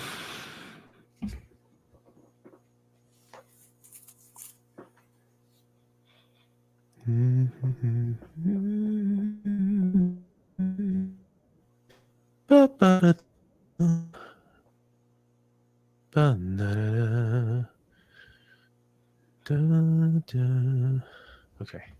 All right. Let's look at some examples and then we can be done with this paper because I don't really like it too much. It's ambitious. It's cool, but there's no way it's going to be used in practice.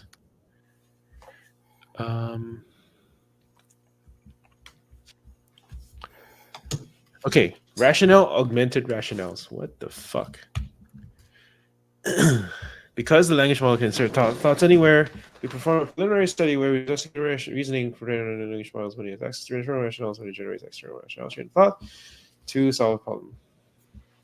Okay, because these chains of thought are themselves generated by chains of thought, one might refer to this as a net of thought. Go fuck yourself. We compare 5 solutions from the model to a fixed running question. Okay. Base Mistral 7B. First response. Listening step by step. How many fresh eggs remains after the 3 her eat for breakfast? 4 goes into the muffin mix for her friends. 60 minus 2 minus 4. On this 9 fresh eggs. That is the correct answer from Mistral. Well done, Mistral. So the dollars it clearly equals to. Okay, fine. I feel like this omitted the question. Wait, did this math wrong? 16 eggs per day. She eats 3 for breakfast. 16 minus 3. And then with 4, 6 minus 3 minus 4, 7. That's 9. She sells the remainder at the farmer's market daily for $2 for fresh stock eggs. So 9 times 2 is 18. Oh, it hallucinated 12 here. Ooh, naughty Mistral. So A says listening step by step. She's treated before 9. This is the correct answer. It's good. What is 66? What the fuck is this?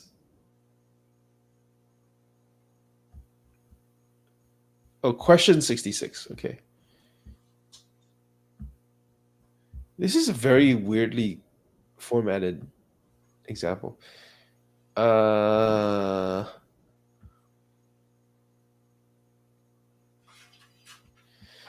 If she sells them for 2 per egg, how much does she make a week? Okay, fine.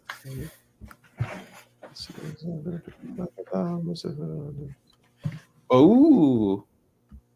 Ooh. Okay. So this question says Janice Douglas lays 16 eggs per day. She minuses 7 from each. This has 9. 9 times 2. And they get the wrong answer, bitch. Yo, this is just longer, but it's wrong. It should be 18. So what's the point of this stupid? Okay, 4th response. So what's weird is they keep switching up the question, and then sometimes they like omit the question. This is just badly formatted. This is obviously a mistake here. The A should be a new line. So whoever wrote this paper is sloppy. 4th response. Okay, let's just skip to like 5th response. Okay. So this is base 7B, base Mistral 7B. So maybe the improved one will be better. Well,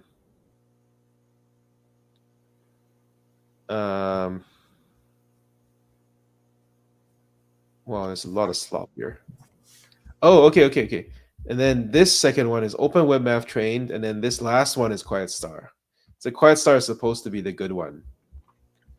I see. Okay. All right. So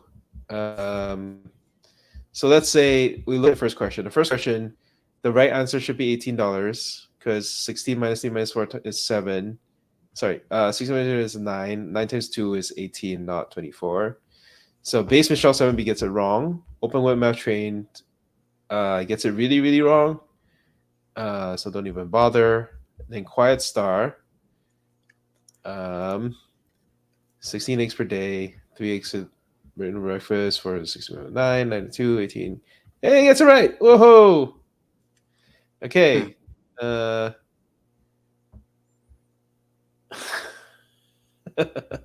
Second response.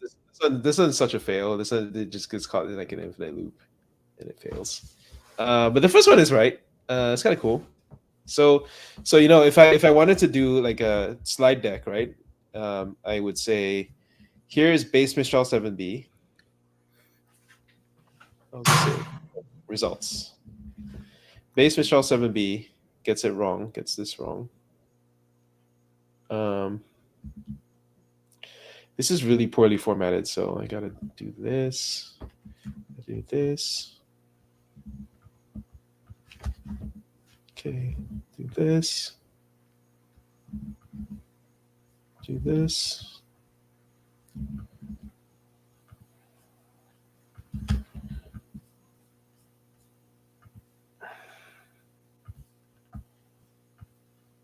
And it's not even gonna show really nicely. Okay, fine. How about I do it full size like that, and then I do the next slide. Okay. And then this one is the quiet star one.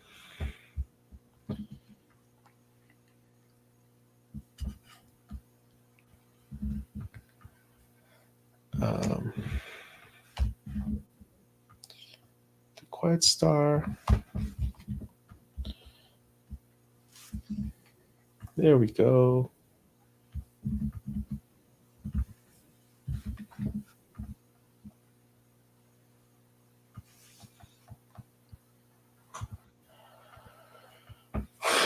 Okay, we have a question from a viewer. Why even use a bad data set if fine-tuning on open web math makes performance worse? It's not the right choice, right? We only saw one bad example. We don't know if overall it was better. But we'll also be honest that sometimes these researchers, they just throw shit in just to pad the paper out. They know it's bad. They just don't super care. They're just like throwing more shit in just to make it look like they did more work. So yeah, I don't have a good answer for you, dude. Sorry. It's just a bad data set. Like this is obviously slop. Like it's horrible. Like none of this is usable. So they just it reflects badly on this guy that he put it in there. Okay, I mean, look, like all these look good.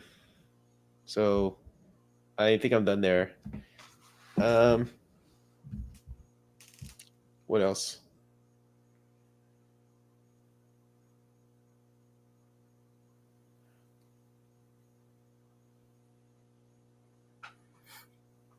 Okay, that's kind of cool. More impactful thoughts have higher opacity. Yeah, this might be my least favorite paper I've read in a while. This is so useless. It's so complicated, and I'll never think about it again. So it's got a cool name. So like I think the reason that it caught fire is because OpenAI happened to name their technique Q-STaR, and then this thing called itself Quiet Star, and it was in March, and it was just lucky naming and timing, but it has nothing to do with Q-STAR.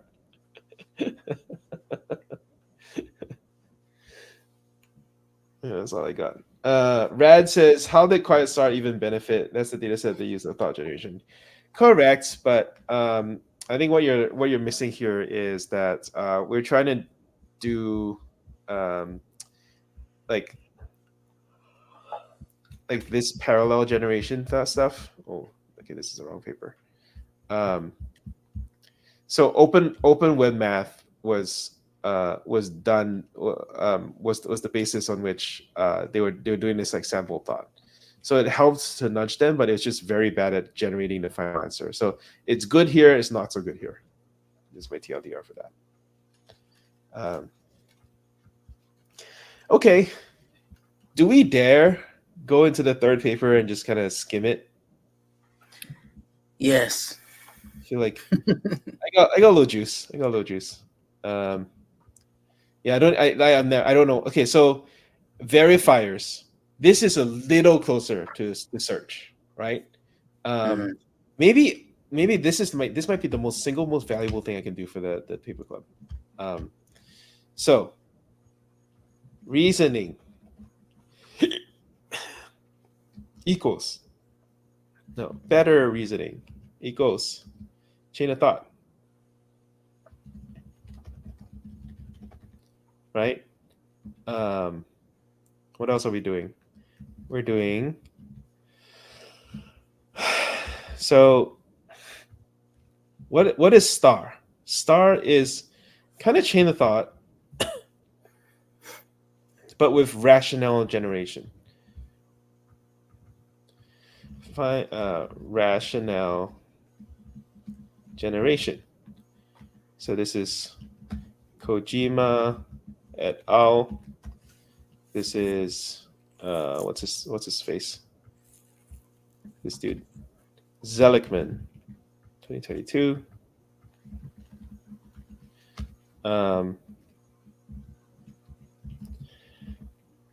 Okay. And then this is, because I fucking hate this paper so much, parallel internal COT. I call this internal COT because he calls it internal COT. Internal.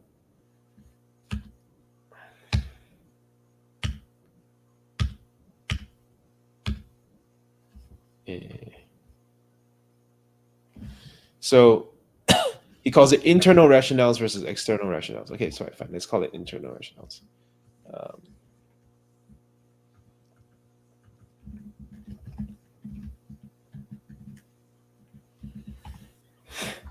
Okay, and then there's this, and then there's verifiers. So this one is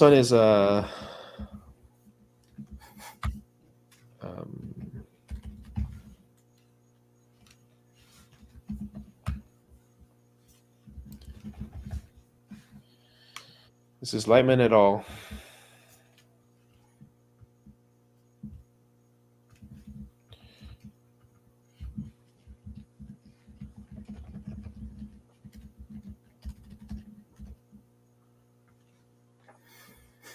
(2023) even. And then this paper would be V-STaR. So this would be Hosseini 224. Okay. I like to look a little bit into the people. So let's see if this guy has any. Oh, he's a Mila. Cool. Looks like it's just a PhD guy. I don't know why this V-STaR is at Calm. I should probably go to Calm. When the fuck is Calm? October 7th. God damn it.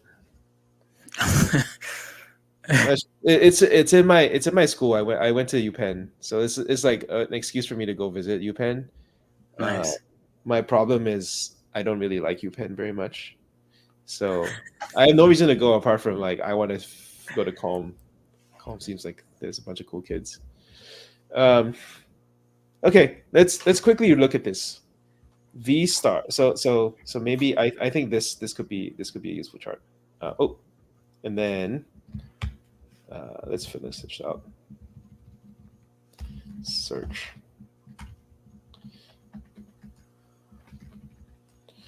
There is more stuff here. Let's see here. So basically every MCTS paper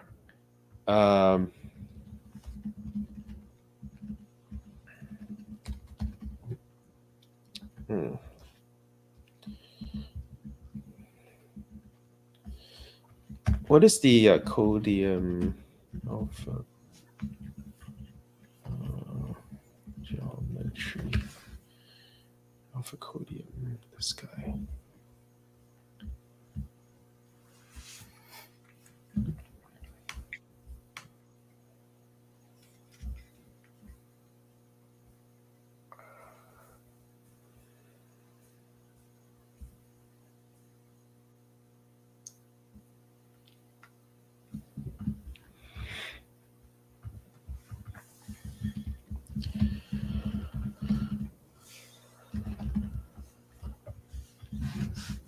Okay, and then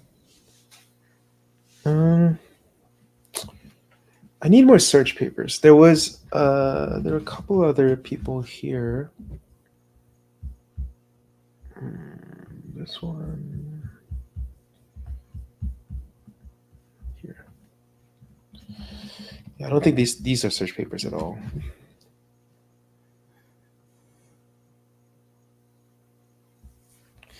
Oh boy, curriculum learning. That's the one.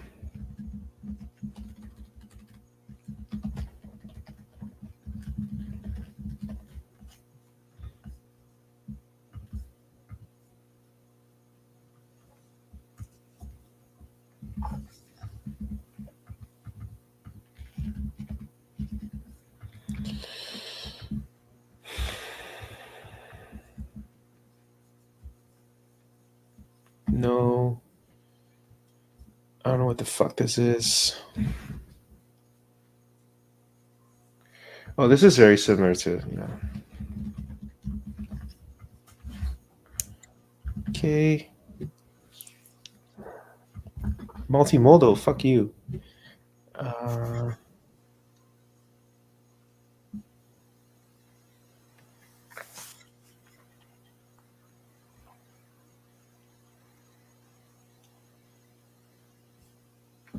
Yeah, no. Okay. I wish I had better literature on search. I don't, but this would probably be it. Okay. Let's just go our path. Something like that. Cool. All right, let's go back to this paper. This is February 2024.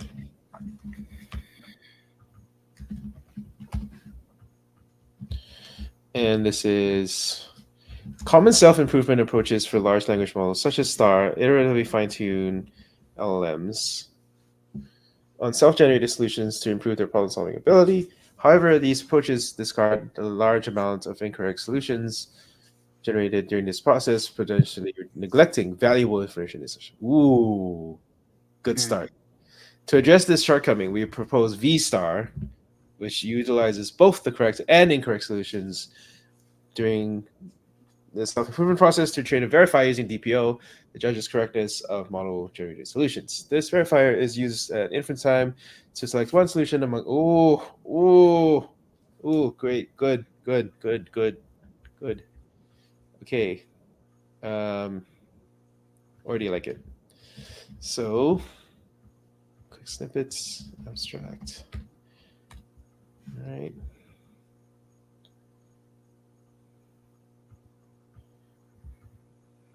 There we go.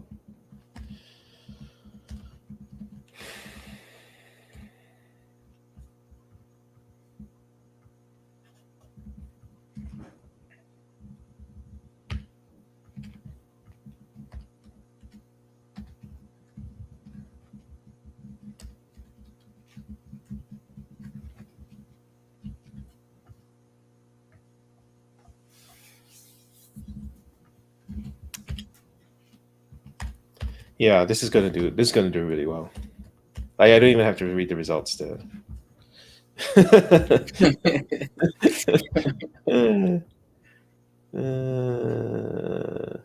Yeah, that's fine. All right. A completely different author, right? Yeah, different author, and this is like a grad student. And it's like a lot more junior than the other guy. I see. We did cover REST-EM. REST-EM paper. Fuck. Paper. Yeah. This is the one that Karpathy liked. So this is verifier. Okay, so this is. So this goes into. I would probably say this is. Oh yeah. Okay. So.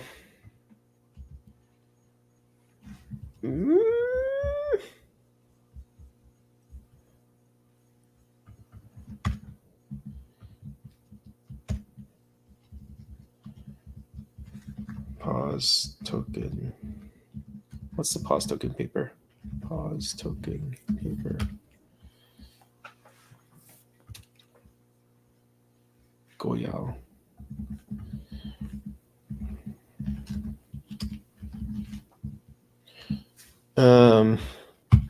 What is this called? This is synthetic data.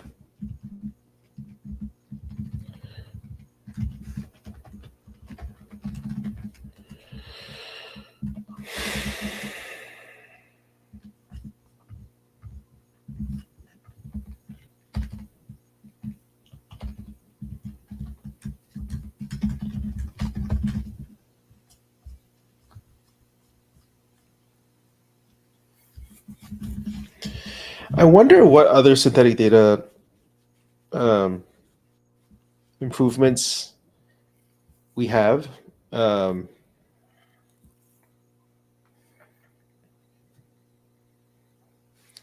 Maybe I'll say Llama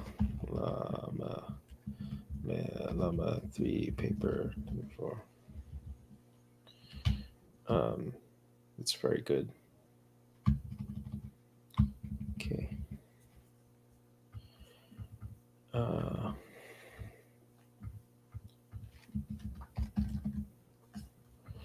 Voyager paper Fan. Search for this one a lot. Why am I searching his image? Voyager.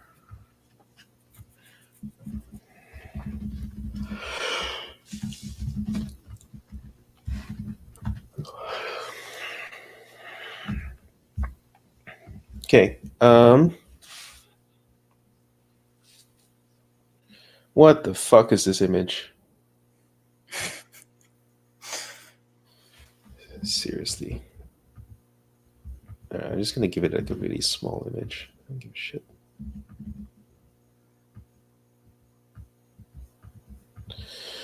Okay.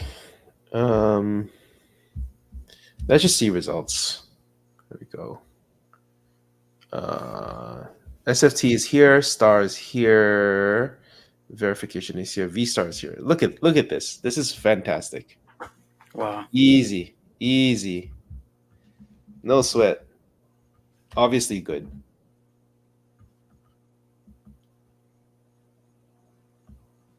Yeah, just whatever. I mean, the basic lesson is don't throw away information that you could be using. Adding a verifiers is huge.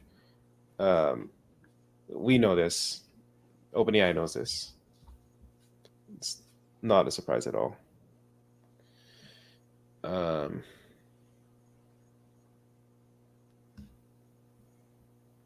One iteration versus what? I don't know. If I read the paper, I would care. I don't care. It's obviously good.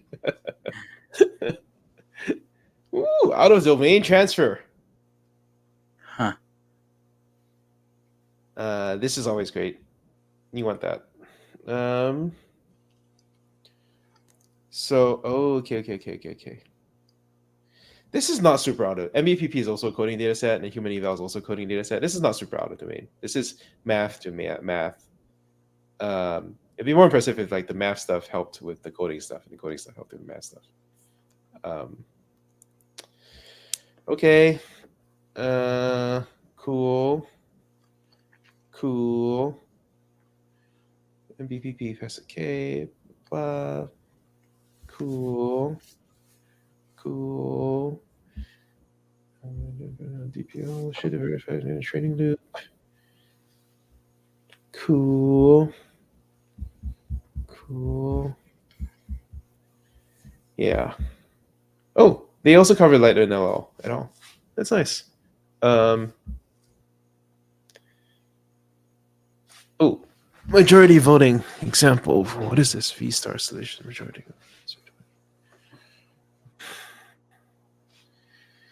So X is every day Wendy feeds each of her chickens 3 cups of mixed chicken feed containing seeds, mealworms, and vegetables to help keep them healthy. She gives the chickens their feed in 3 separate meals. In the morning, she gives a flock of chicken 15 cups of feed. In the afternoon, gives the chickens 25 cups of feed. How many cups of feed does she need to give her chickens?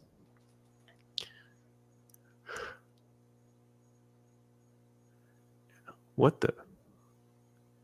Okay, so she feeds each of her chickens 3 cups in 3 separate meals. In the morning, she gives 15. In the afternoon, she gives 25. So 20 times 3 is 60. 60 minus 40 is 20. So V-STaR does exactly what I did. And majority voting does shit. So V-STAR is great. That's fun. I don't think this is like the best. I want to see. I want to see what Star did, but Yeah.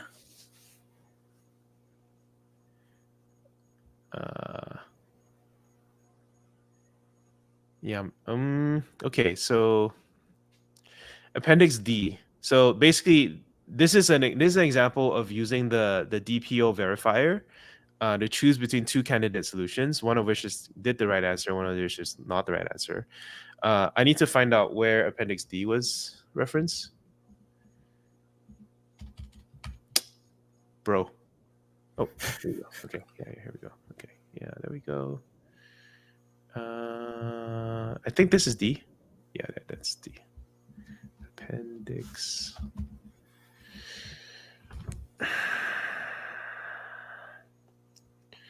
So,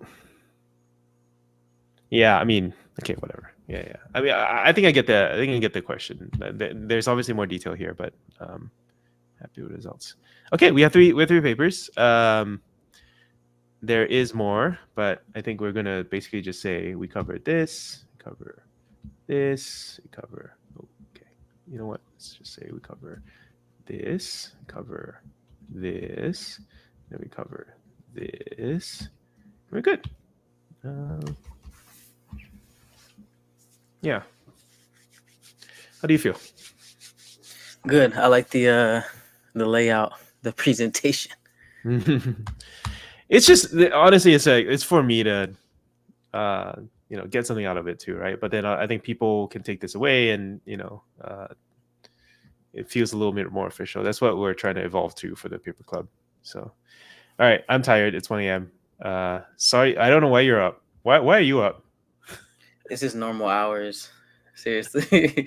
I like up late, try to get up early. I'm not always successful, but yeah, this is normal. All right. Family okay? Yeah, doing good. The youngest just started like daycare ish. Yeah. Like, so that's why I'm like up late so I can actually get something done. Yeah. So yeah. That is dad life. Yeah. Well, I will see you when I see you, man. But hope you're doing well. And that was it. Thanks for joining me. Yeah. Giving me company. I'll see you at the paper club. Yeah. I'll pretty this up a little bit because I can't resist. But there we go. Hey. See, it's all nice. Yeah. All right. I'm tired. I'm gonna go to bed. Peace. Peace. Bye, everyone.